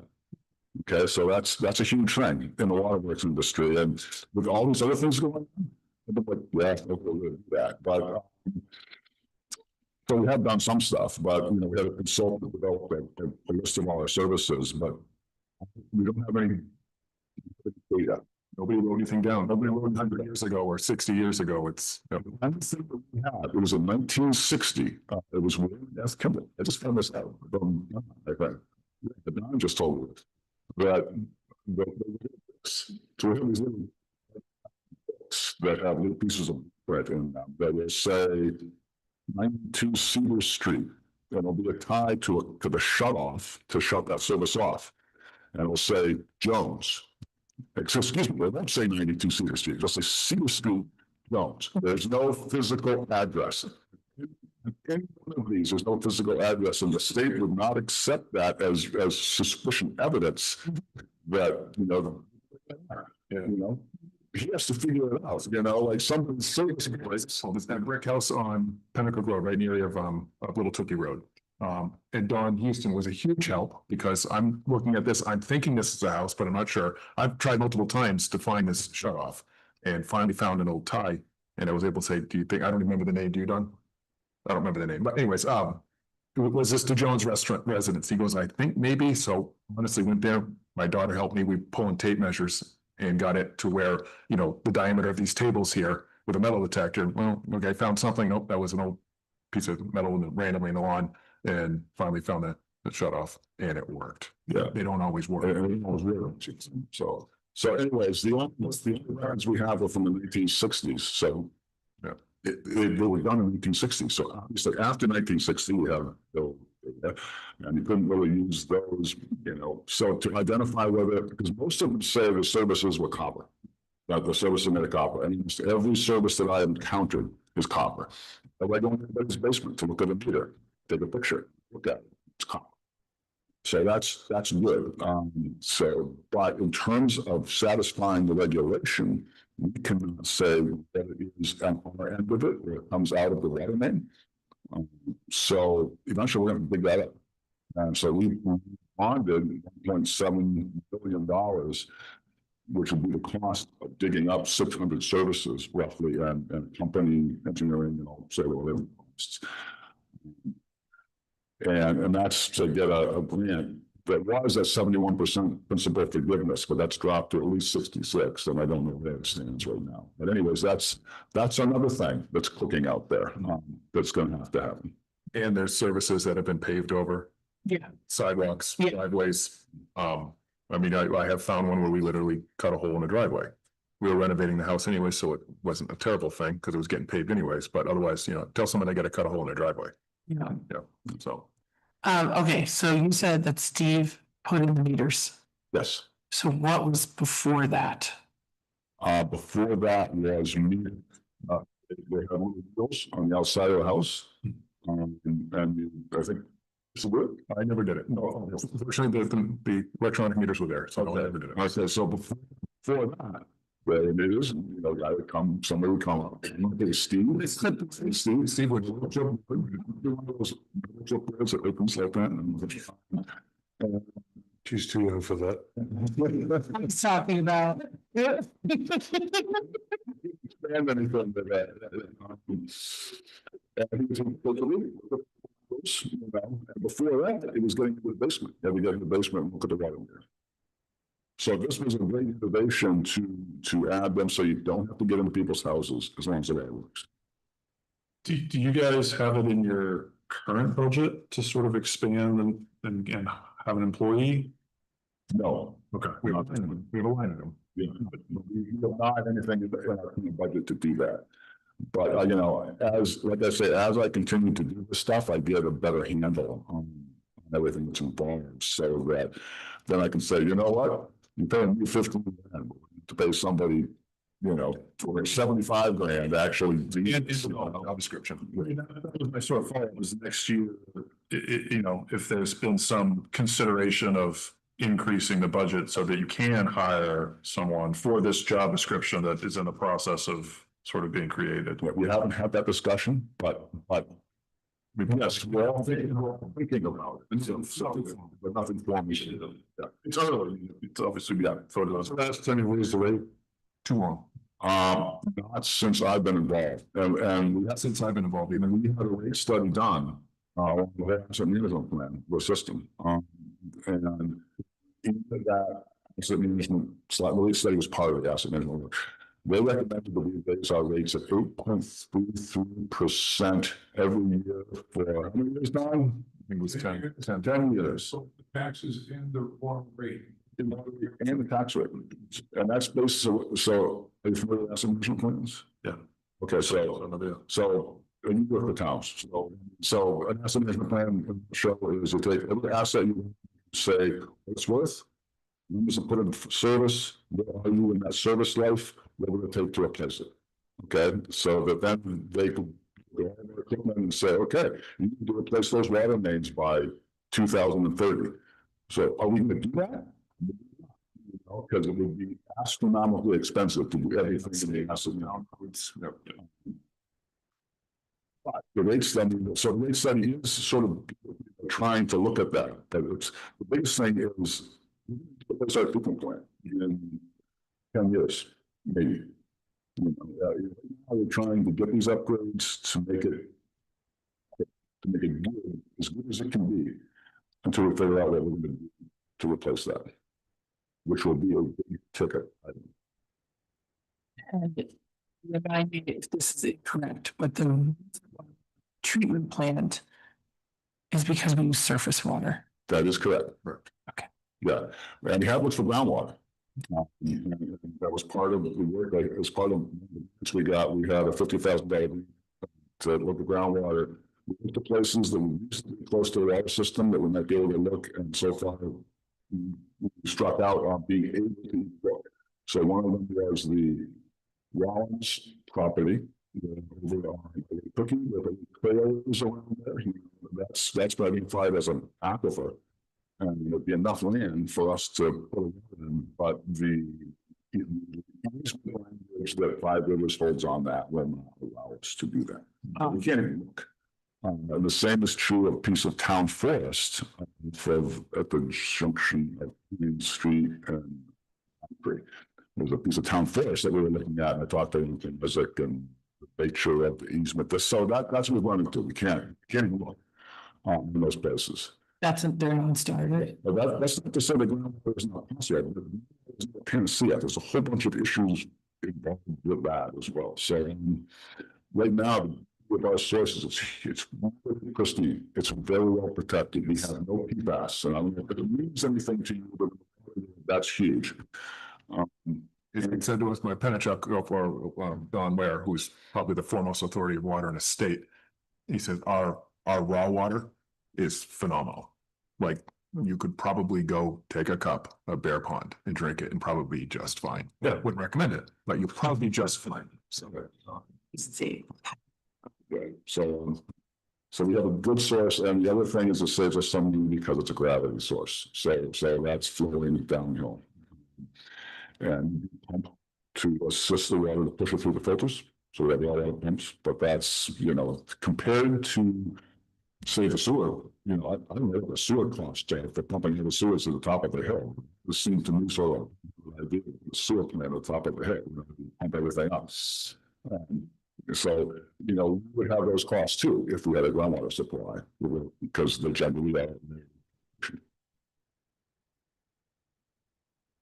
So that's, I mean, that's some of the stew of things that are going on. You know, I don't, you know, we don't even sound like the ship is about to crash into the rocks or anything, you know, it would very well let Pennachuck, there's a, you know, it's, you know, everything was doing, and but it's a bit of a struggle. Thank you for all your work.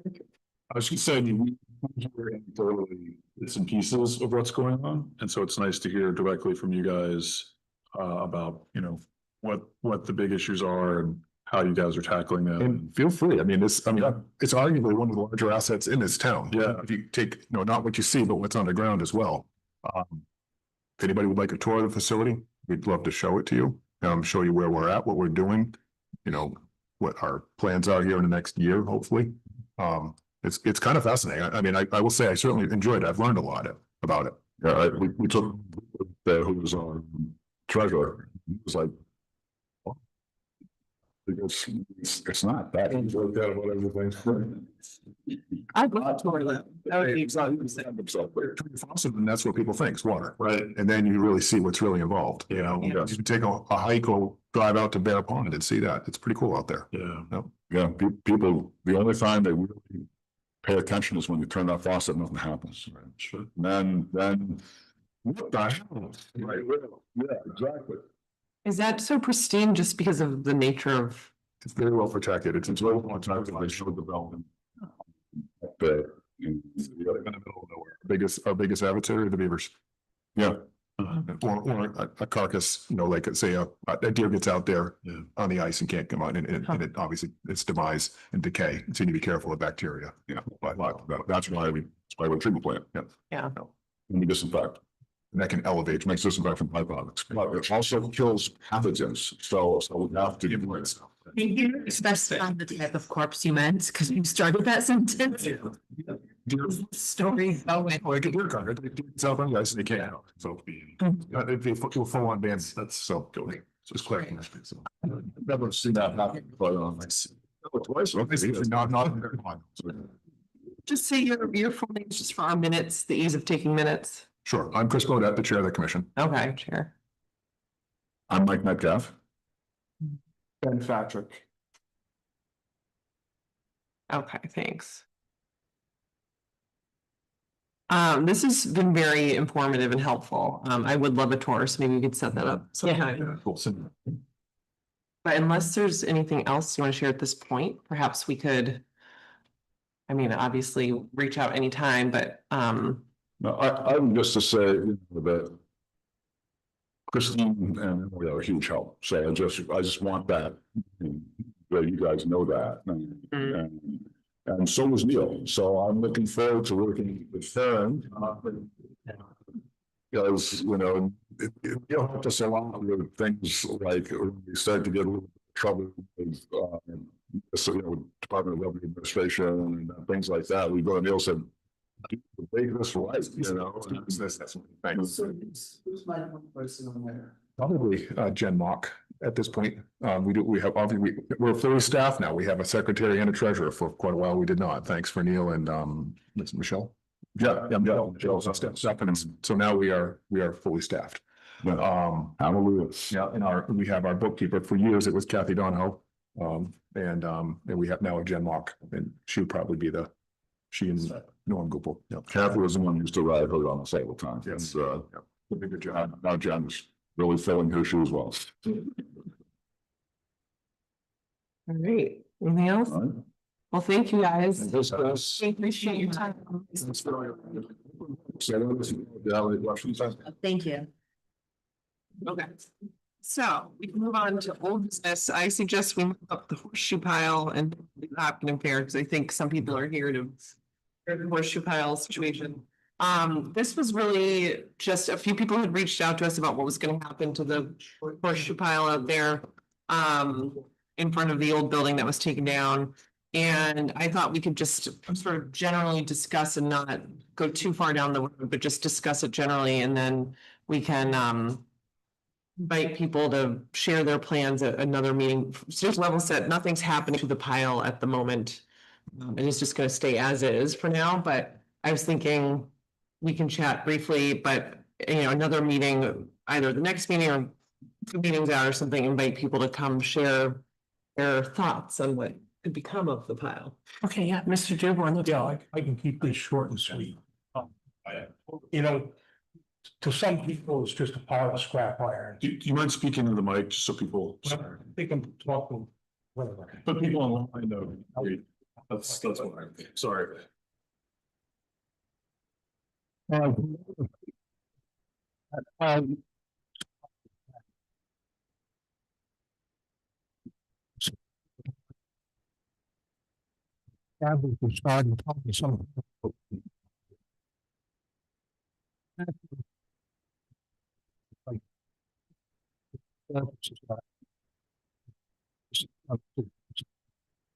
What about?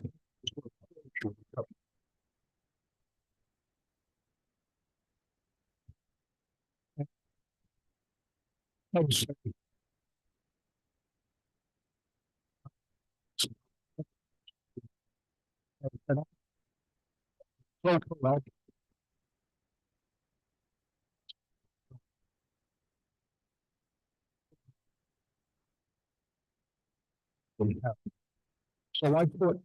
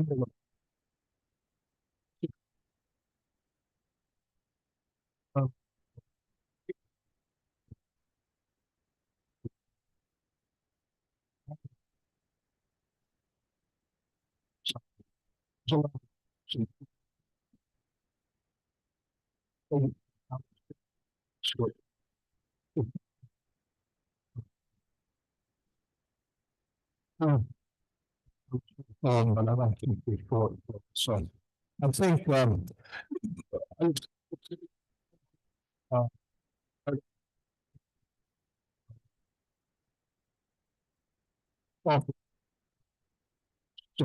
how it has to be.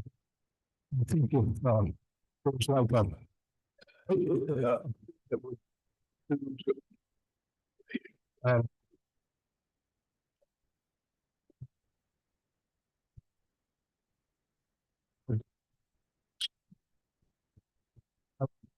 slab.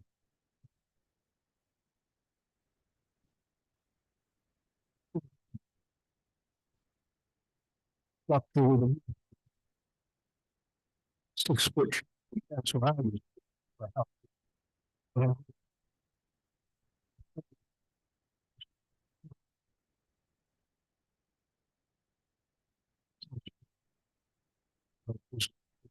More time. That's all I've got to say, and I can stay on.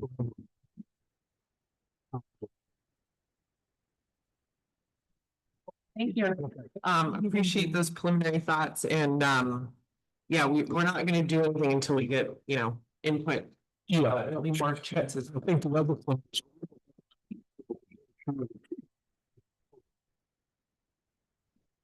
So, I think one of us is gonna put the sign out. Something like that, those, Okay, that's good to know. so.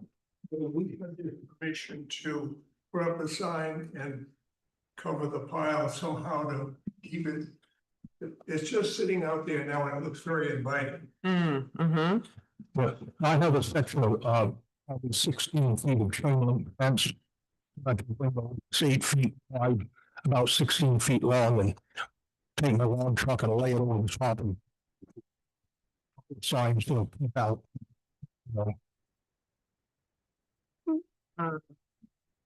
Does that though, I'm trying to imagine what that looks like. I wanna make sure we don't create hazards and trying to protect it, if somebody were to try to go in. So I'm wondering, just putting up signs that say, Town property, please don't touch, something like that. For that, or the. Covering it. yeah, I'm surrounded.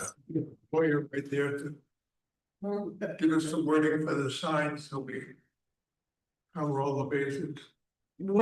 I'm sorry, are you saying to put up the sign? Yeah, Okay. just give us some wording and we'll put it up. Keep the hell out, will that work?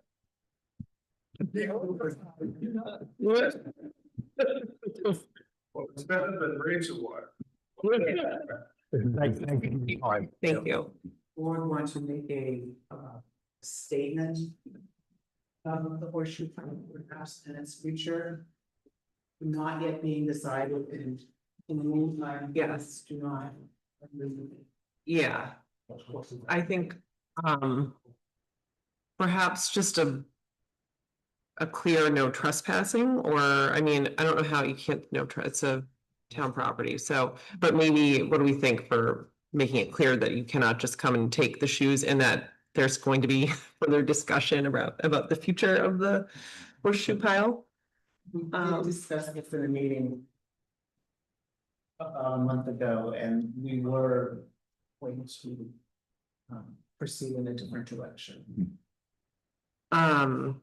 So yeah, I think we need to put the brakes on, anyone suggesting that you just go take the shoes, and should probably put up a sign while we, discuss what the future holds for the pile. So, are you doing ChatGPT yet? I don't know, do others? Do not take the horseshoes is what ChatGPT thinks it should be. Others have thought. The horseshoes. Based off of Mr. Dearborn's description of the horseshoe pile, it does make me anxious to have people sticking their hands in there. So for safety reasons, I really think putting up something and asking folks to please do not touch is important, because like you just mentioned, it is on town property, and if someone sticks their hand in there and something happens, it is now on us. There was a dilapidated chain link fence around it, but It's collapsed. yeah. Excellent. Maybe something that says that it's somehow unsafe, do not touch. Maybe people will be less likely to touch it. My brain keeps going to putting mouse traps in it, and I'm like, that is not helpful, but it's not Say danger, exclamation point, touch the horseshoes. put the mouse traps inside. Yeah, right. Yeah. Do we know, I don't want to create projects for DPW, but I don't know if they have things to easily put in a sign that. And maybe we could do a post on the town Facebook page, saying that cause I did notice a lot of chatter, on various town pages about the horseshoes. So perhaps we could try to get the word out that not status quo for the moment, nothing's gonna happen to them, and we at a future meeting would invite people to come and share their thoughts, because I've had a few people email and reach out about their ideas for the space. So it would be nice, unless others disagree. Well, Happy maybe to. even just 3 or 4 grave stakes would keep out, put around the pile, Yeah, or just something like that. and if people got Yeah. close enough, we could have So something saying decisions about the horseshoe pile are pending or something. I mean, not that, but something so people understand that it's not going to forever have a sign that says keep out or whatever. But No. please do not touch. It's very polite. I like that. Please do not touch. And then if they get closer, it could be something saying And small discussions. Discussions TBD or future TBD for what will happen to the horseshoe pile. Maybe we should make a decision on when we're gonna have that conversation and post that there. Yeah. Are people okay with this? I just thought it might be a nice way to get input versus chatter on various Facebook pages. Yeah, summer's gonna support a fall's gonna support a winter. Could we put it on the next agenda just so that we can talk about it sooner than later? Because inevitably, Yeah. I just don't want to end up having the conversation and making a decision in the middle of the winter. And it being silly time because it's under a pile of snow. Yeah, That's all. that sounds reasonable. And then that gives people a couple weeks to get the word out that we'll be having a discussion about ideas for the horseshoes. Yeah, I saw in one of your responses on Facebook, this was pre mine and Vicky's time, that there was a previous select board discussion a while back when the Horseshoe Tavern was decided to be torn down. So is that something that you found in like looking at your? We had quite a few discussions about it because we really tried to figure out what we could do with that space. And we did have authority from town meeting many years ago to sell it, but I'm just going off of my memory here, so it's like a little bit foggy, but basically it's a weird lot and we were gonna have to do various things to like change the lot lines. It was It's feasible. one of the Kimball Cabinets lot. Right, so to Subdivide it. yeah, thank you. And the building itself, well, it is I think a historic spot with obviously a lot of meaning for people. That building itself was not of like historic value. It had a lot of mold and other problems. And Makes 110%. but I think people missed that discussion. It was like 2 years ago now that we So talked. was that, but was the horseshoes discussed as part of that? Except that I feel like at the time we just said we wouldn't, address that, because I didn't think any of us thought it would take so long for it to actually come down. So we had that discussion and then a lot of time passed. And so, yeah, I don't think we ever had a detailed discussion about what would happen. Yeah, it would be lovely, like you just suggested at the next meeting, to open this up to the community, discuss this, because there are a lot of different options and there's a lot of things to take into consideration about maintaining something on town property. And so how it can be preserved, if it's going to be preserved, would be an important conversation. And when. Can I, Hmm? as part of that Yeah, discussion, where it should be as important. can we ask for the town historic society to sort of weigh in on the significance of them? And if there's some state resource as well, that might be useful also. Please believe it or not. What's In the meantime, can I buy 3 grade stakes and put up 3 keep out signs? This is gonna go on. I think, would we prefer that someone from town do it? So I think we'll have DPW probably go out just to keep it, since it's town property, have DPW go out with signs. Thank you, though. I'll talk to Dan. Okay, I appreciate the offer, but we should probably have a town employee do it. Okay, so people, Coach him, yeah, What's that?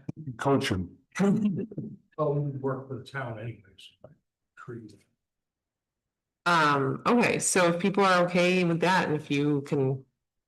I don't know if the Historical Society wants to send out an email to your members or something, or, I mean, I'm on your email list or something, saying next meeting. People have thought? Yeah, and it's not necessary to show them this evening, but I have, in our collection, we have a number of images of what the pie looked like in the past. And stuff. Isn't it? That's cool. It's listed in the Ripley's, believe it or not, isn't it, as the tallest. It is, I could not And I could not independently find that. Chronicle at one point. I know it's been listed somewhere, yeah. I can take my horseshoe to get the hell out of it. Thank you for very cool. It's a mule shoe. Is that one of the originals? Yeah. Cool, that's awesome. Thank you for coming and sharing your thoughts, Louise. Terminator, I'll be back. It's not, though, I have a question, and I don't know who should ask it now, or public forum. But it has to do with the septic system that went to the building.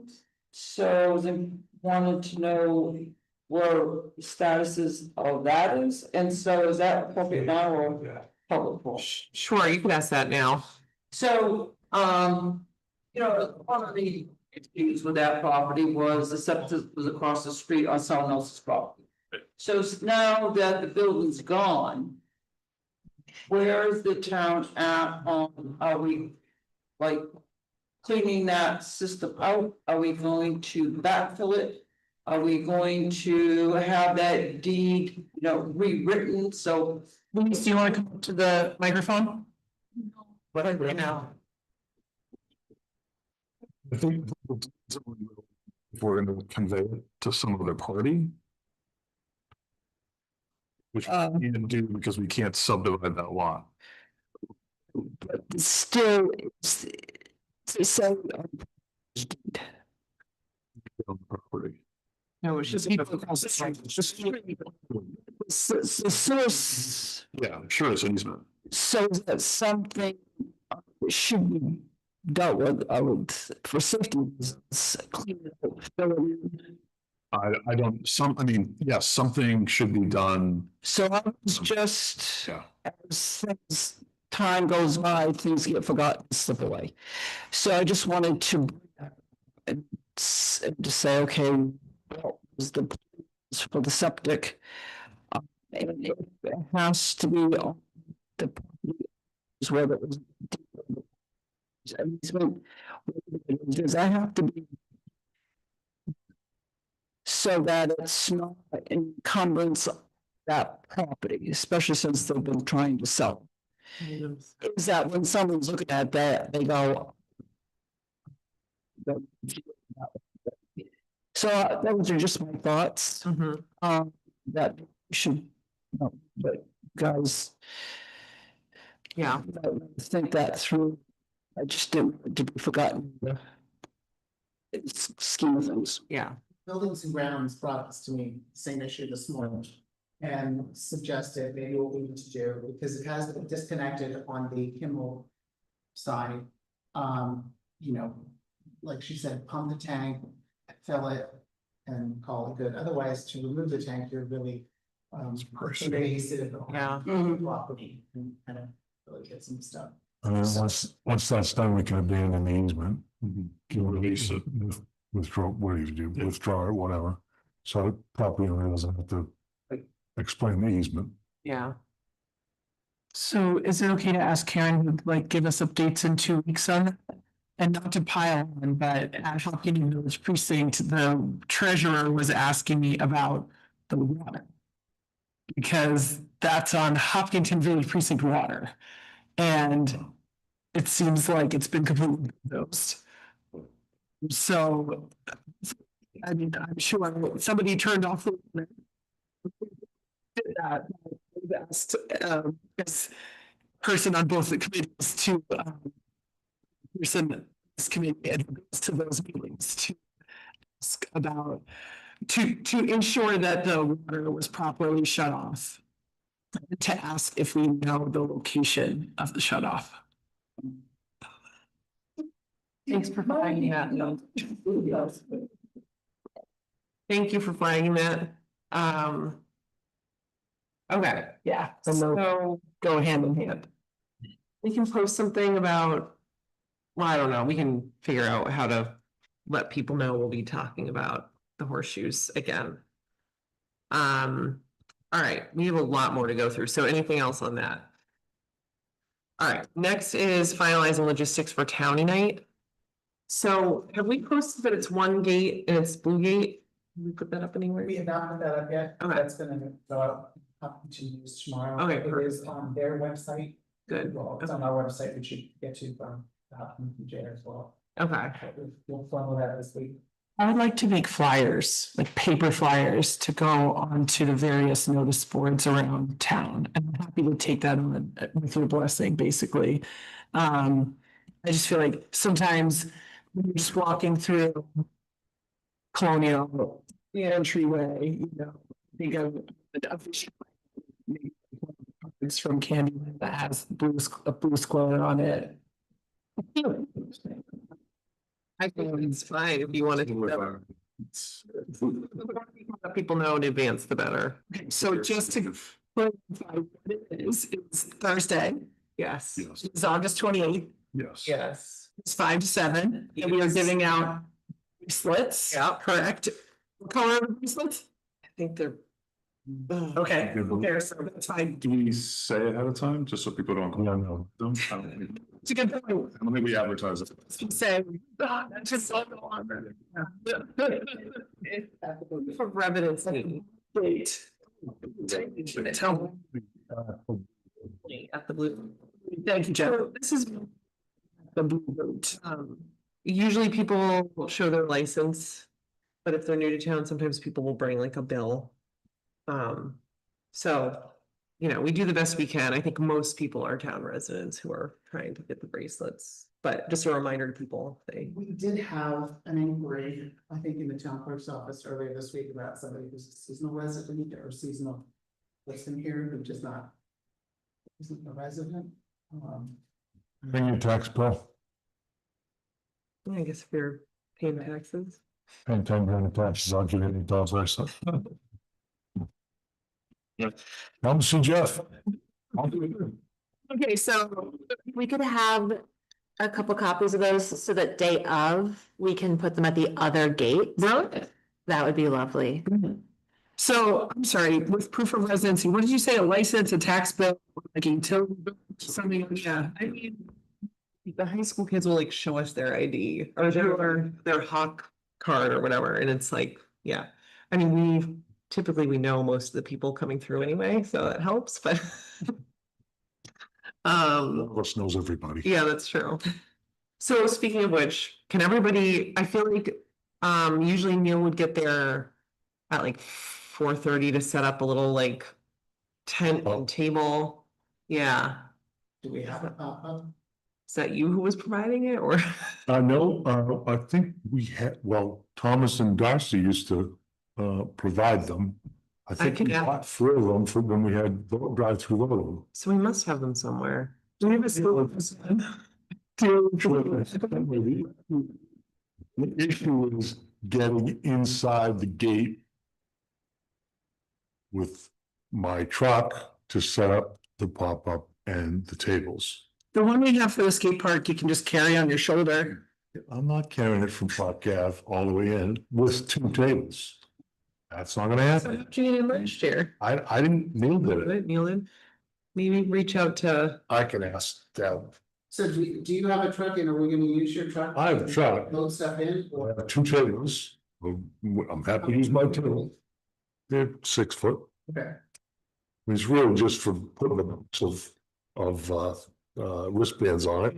okay, Terrible, because they're all in sheets. We're usually standing the whole time. yeah.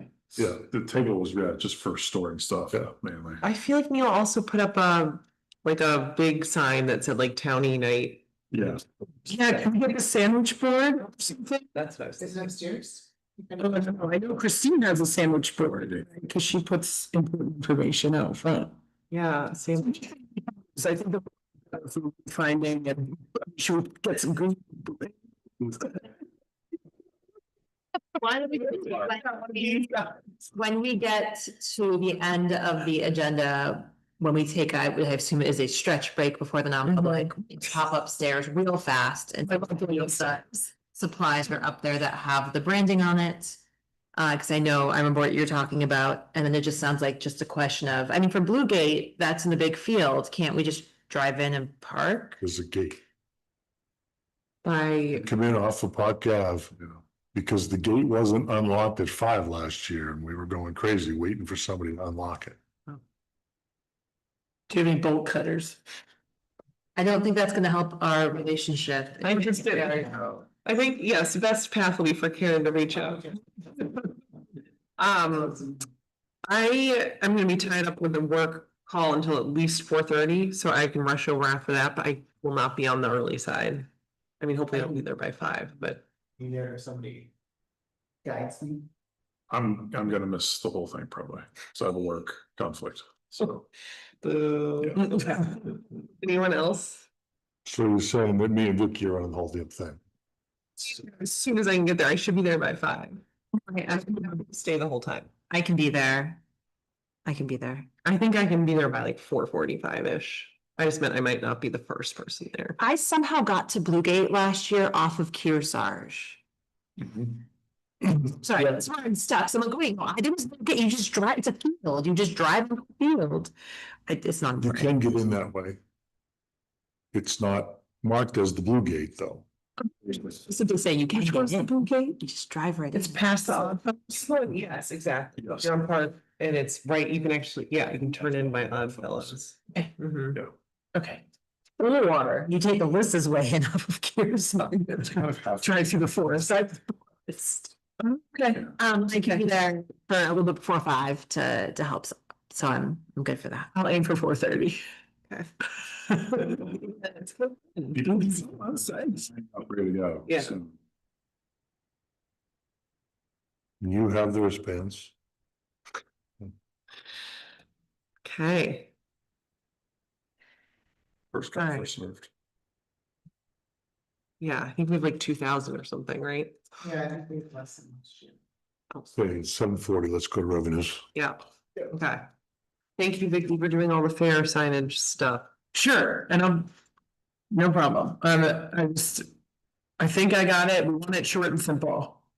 Not too wordy. Yeah. I'm excited. I've already got it up here. All right.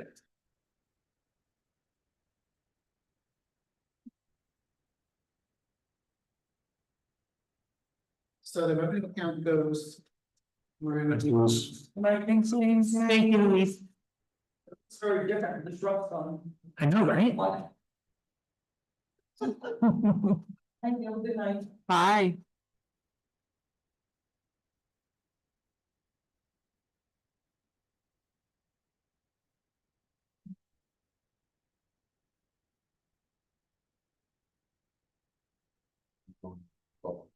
Oh, no, we're doing, we still have expenses. Yeah, numbers. Just go ahead.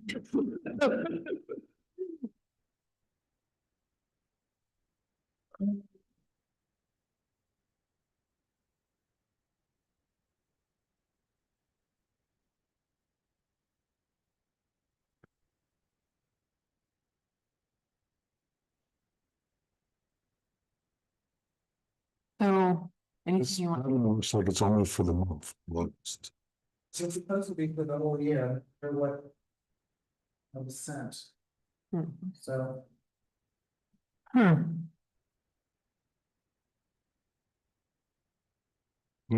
No, there's. at the very bottom, it shows revenue to date is 1.7 million. Yes, not with 4.1 million, so we're a little bit behind, more than a little. Again, like this is, if this is the whole. Should have been 7 full months, this would be 8, it says August.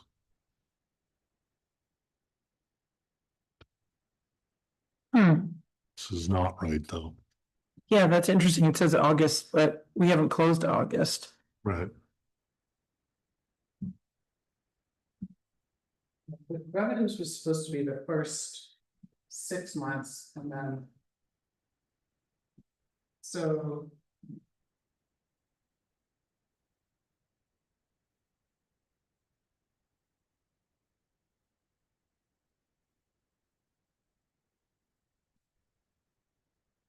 Looks like the expenditures are year to date, but the revenue is.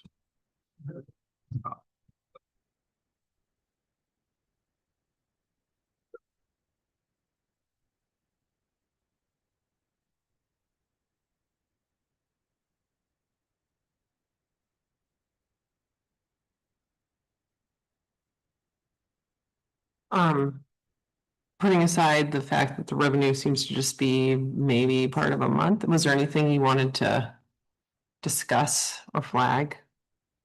I'm not familiar enough with this yet to flag anything. Okay. Do you want us to ask you some questions to bring back to Kelly? Do you have questions or other than what is the time period of this?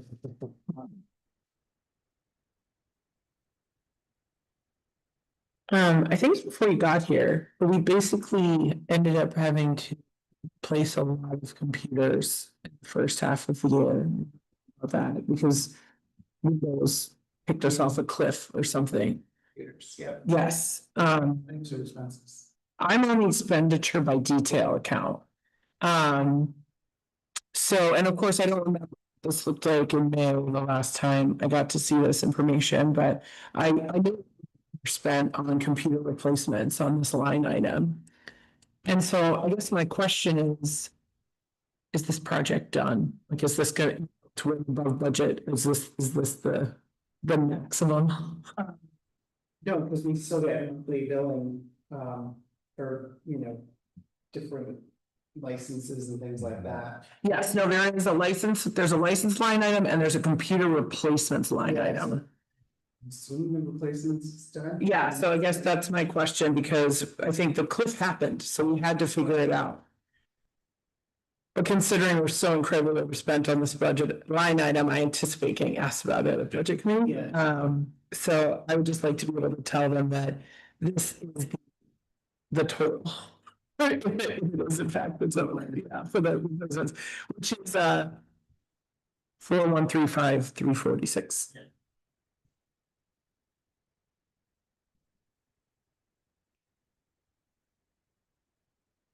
What's the, on the expenditure, do you know why the printing is so high? I don't know why that's so, that, I believe is your town report. But I don't know why it's so high. Huh.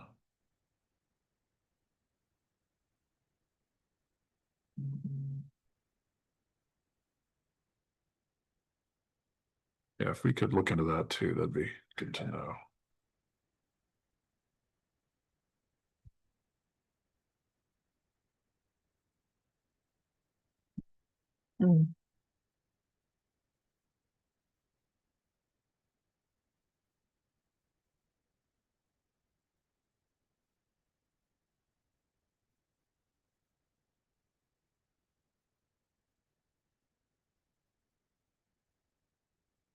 Yeah, I feel like almost everything I'm reading here that's above what it should be at this point has the word computer in it.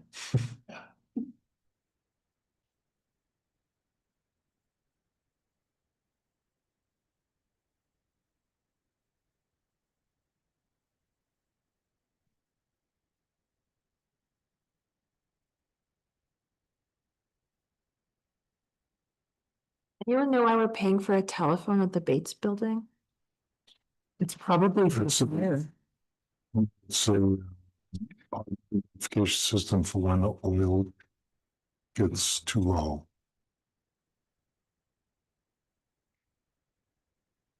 Huh. One of the things I'm thinking. Can't have the pipes bursting in the records. No, it makes sense. It's just interesting. It's under telephone Bates building. I would not have guessed it was a notification system for oil. That's all. What were you gonna say? I was just gonna say, looking now that I haven't seen 2 months of bills coming in, electric, phone, TV, computers, all of those I have a lot of questions about, and I'm hoping that we can find some staff time to sort of audit what we have and make sure that we are using what we have and need what we have. It's not a big hit, but you know, it does add up. So, Yeah. Did anyone else know those are touch screens? Yeah, but I literally, I had never seen anyone touch them. I just hit accidentally. Wait a minute. phone. Isn't it ridiculous? So tired. Okay, anything else in this moment? Hang on, sorry, no, I'm on 6 of 12. I'll go faster. it's probably over, that's a big question. Well, as Jeff just explained, it's an oil notification system. Updates.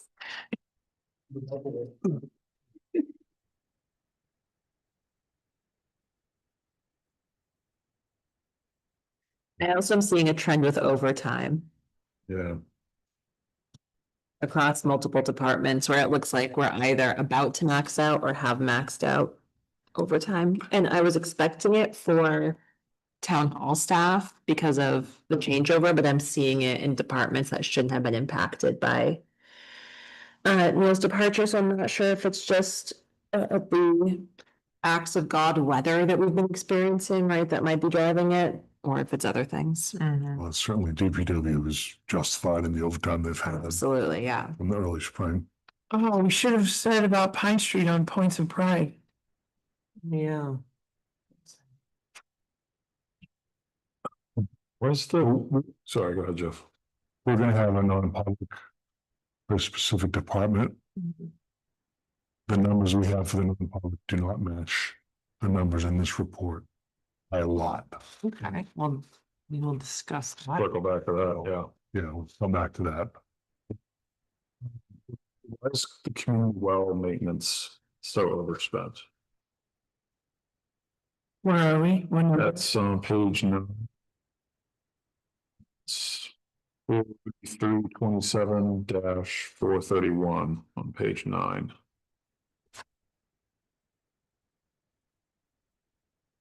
I would assume there's some sort of repair there. Yeah, Where are we? page 9, 431. 431. Oh, I see it. Yeah. Does this have to do with the cracks in the? No, but it probably has to do with the substantial rains that we had and how they affected the well and how we had to be. Possible. Good question. Will you look into that one too, please?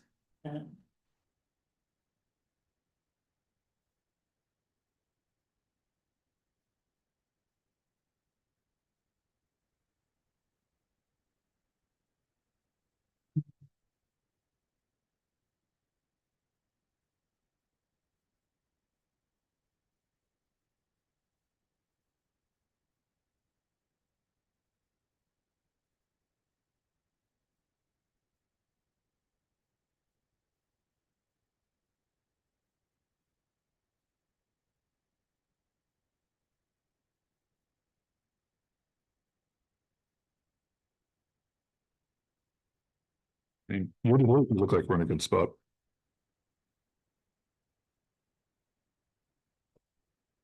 Yeah. That's nice. Just because Lauren can't see what we're saying, we're looking at 50% through the 54% of the way through the expenditure budget.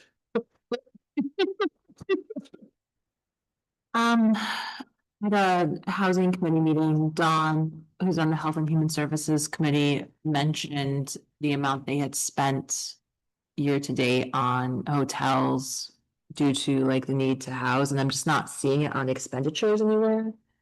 Is that money that comes from somewhere else? Is that Is it under vendor payments, maybe? maybe? Vendor payments housing? Say.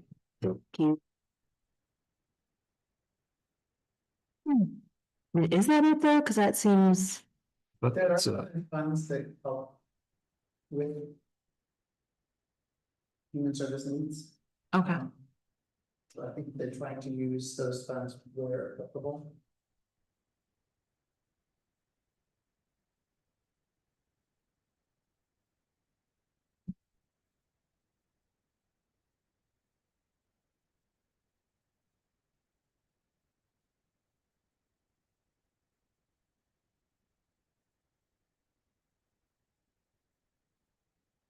Would you mind sending us the year-to-date revenue when you get it?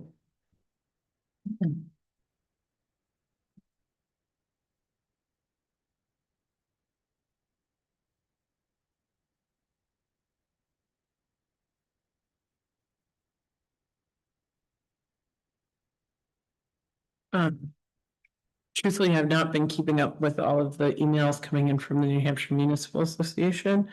Are there in general any revenue line items that you feel were after the end of the legislative session or now misbudgeted? Okay.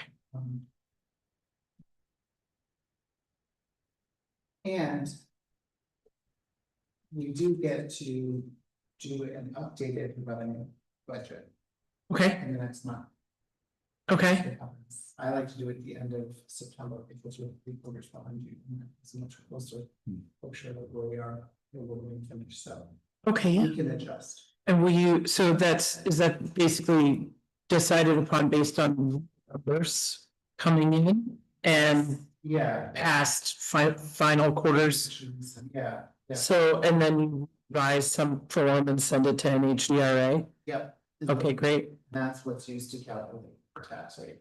So we, Not necessarily these numbers. that's something that maybe just you and Kelly do, we don't have to sign it, but but you can inform us If there's anything. when changed or changed. Yeah. Okay. Yeah. Thank you. Okay. Are we good with that? Okay. We have no one online. Lauren, are you here? That's not true. So That's not true.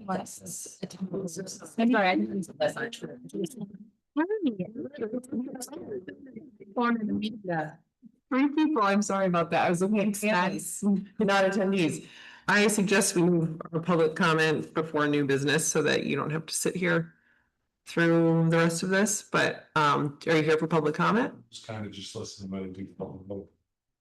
Well, now's your chance. I'll step. Anyone online, please raise your hand if you would like to make a public comment. We only have a couple more items, but I figure you're here, I might as well. I was just listening since I'm here. 186 Maple Street. So back to printing, at the annual town meeting, they pumped out a surplus of hard copies for public, and I think I remember Neil saying it's always in March and you get slammed there. Back to the Horseshoe Tavern sewer. EDC just talked about the Riverside Public having maybe permanent bathrooms down there. We've also talked about George's Field updating the bathrooms down there. Would it ever be a consideration, not that I'm advocating that we spend the money on this, but in that small little area, some sort of bathroom / water for skating or utilization of the trail system, parking lot. I don't know what the game plan is there, but if you go and negate the sewer, then wish you had a sewer with the water. Tapping it and sitting on that and knowing it's there is a bad idea either. Bring money. I really don't know if this is gonna, I thought there was also conversation about information booth or something like that, maybe possibly being there. So if you have a kind of information center, it'd be nice to have a facility. Yeah. If someone else jumped Maybe in. changing station. Something, for the public on the end of town, but I'm not saying we should spend it on that, but if it can be tapped and recognized and noted, maybe we don't want to get rid of the sewer right away. And then I guess I didn't jump in on the Horseshoe conversation because I didn't realize it was public at the time, but I'd kind of like to see it disassembled and then the frame original, and then the nicer horseshoes maybe put on the frame, so it's kind of an installation, but doesn't need to be 7,000 tons of horseshoes there, and then some historical. Yeah, so you're suggesting more like a wooden structure with the horseshoes. So probably metal, with rods, metal. To me, it necessarily need to be covered. I mean, Tina, that's kind of what was doing. Well, I think his argument was that they're being stolen. And if they were inside of some kind of a structure, then they'd be less likely to be stolen. If they're welded to it, they're going to be hard to get lifted too. I'm thinking kind of an art installation, but that honors the original thing that was there. So, I think that's about it. Thank you. Thanks. Good night. That's a good idea. Online, iPhone, or Frames, a bunch of frames shaped like a horseshoe. It's big. all right, no one has raised their hand, so I'm gonna say they don't want to comment, but thank you to everyone who joined us tonight, and we're still going, but didn't want to keep you unnecessarily. Okay, so new business, we have Central New Hampshire. What is the R? Regional, thank you, Regional Planning Committee, Transportation Advisory Committee recommendations. So this is from Craig Tufts. Is that, okay. What prompted it was emails were coming through for the August meeting. And I said to Craig, well, who's, you know, who, what, when, or why? And he said that, Dave White was the primary rep with Neil as the alternate. Dave stepped down, Neil has left us. So there was nobody representing us on that committee at this time. He gave some guidance in terms of, you know, somebody with interest in time, familiar with projects, you know, transportation projects, and give a couple of meetings. You know, suggested folks that really was going on. Have you sat on a board like this before? Or, I mean, a committee? Yeah. Well, that's, I mean, you know, maybe should I have been on a transportation one?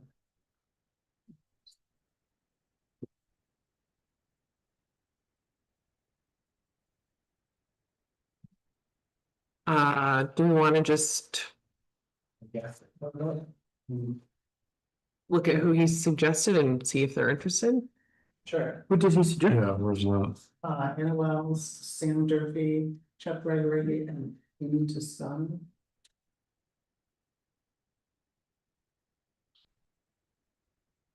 Oh, where's that? Just don't see that. I don't think that's in here. Not in here. That was a follow-up phone conversation. Okay, okay. So, Right, I thought I was blonde. said anybody from our Complete Streets Committee, but they've met in a while. I feel like those are great names to consider if they're willing to do it. Okay. Yeah. So if you don't mind reaching out and seeing if they're willing. Okay. Do you want me to start with one or two, or do you? They're all four? And I think they're all good candidates, and so I think you could say, you know, the first to respond. So transportation. First two, just lock them in. Yeah. I'm sorry to be so dense here, but like, who do they advise this advisory committee? DOT. Okay, That's not a dumb question. I don't know. Planning, so they have folks from many different communities and, you know, talk about. Yeah, the last bullet in that first email, I think describes. Yeah. recommend regional transportation priorities in the region. Yeah. And that's significant because of the 10-year plan that DOT funds every year.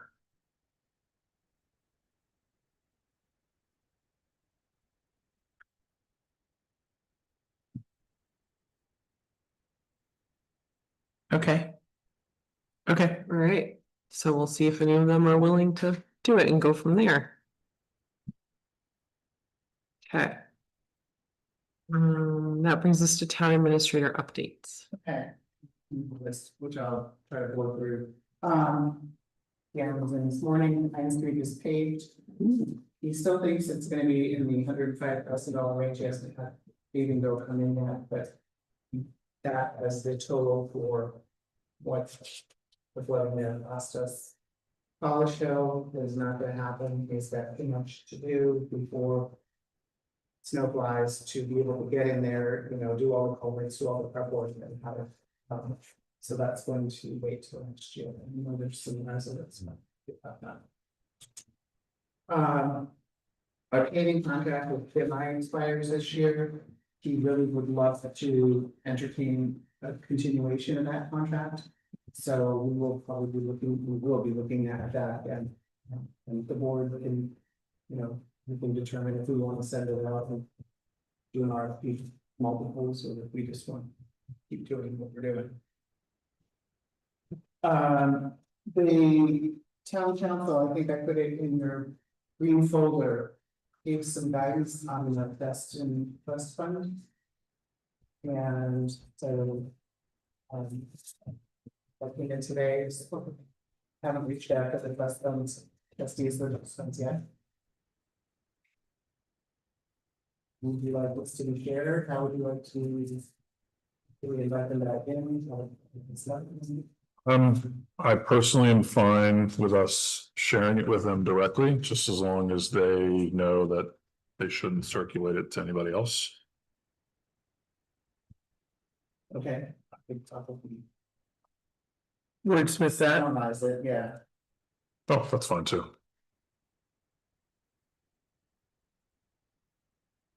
So we still have the issue though of the actual request for the share, right? That's right. Um. So I think we're gonna have to, Circle back. yeah, I guess maybe. Yeah, if they see this. It looks like. We do have the ability to make the call on whether we say yes or no on the request. So we can share that key piece of information with them. And then I think we have to decide maybe in our next meeting what we're gonna approve for the summer concert series that they're already halfway through.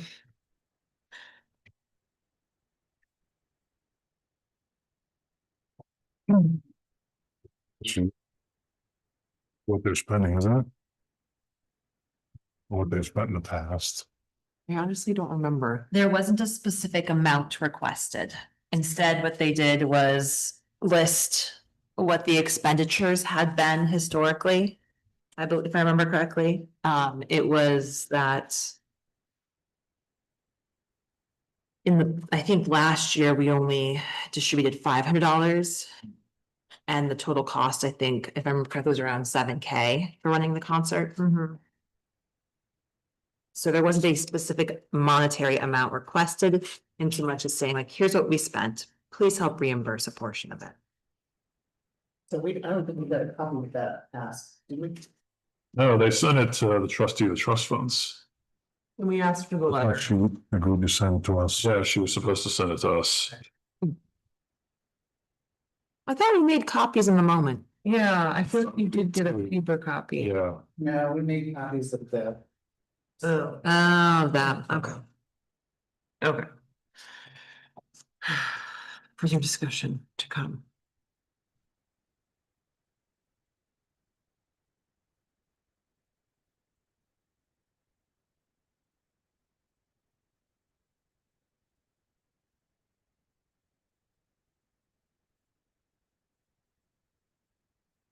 Any other things? We don't, so. I think they also asked last week if, DPW would drain the water from the cemeteries. And the answer is, geez, we really would prefer not to do that because. Like whoever else they were gonna ask to do it, we don't know.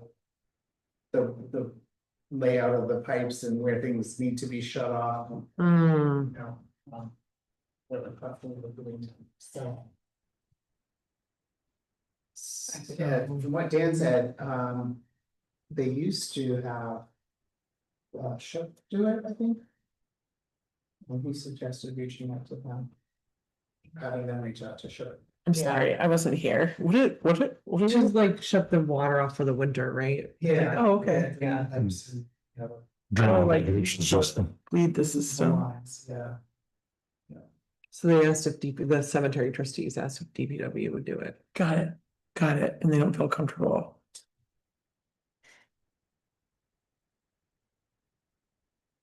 So, okay, we'll relay that back.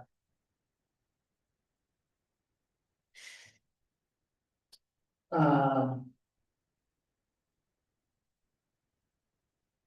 the back of. Bless you. And there are two motions to spend money. I'm still getting better than where the appropriation is happening. The town is funding funds, but that does not, I'm not sure that that necessitates an appropriation, a deliberate appropriation to spend on a particular purpose. So, the fire department would like to finish or continue outfitting their new ambulance with a Lucas machine and a civil.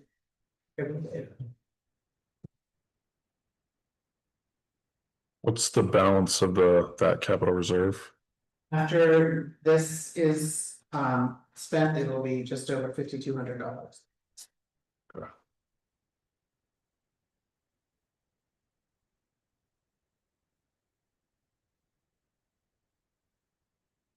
And did the chief give us any indication of what's left to do? He gave you that. Cause he thought this was gonna, he thought this was gonna be. Even a week. That's right.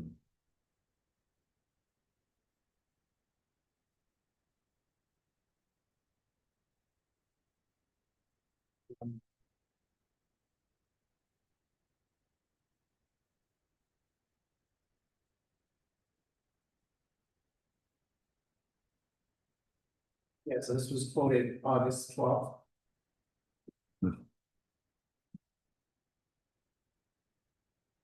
Oh, Your total bill value or person's one.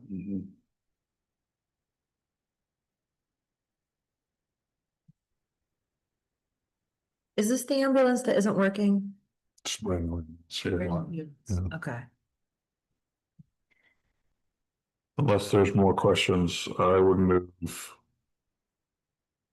to authorize the purchase of the Lucas chest compression system with related equipment, as well as the Zoll advanced monitor defibrillator with related equipment. As stated in the memo from Karen.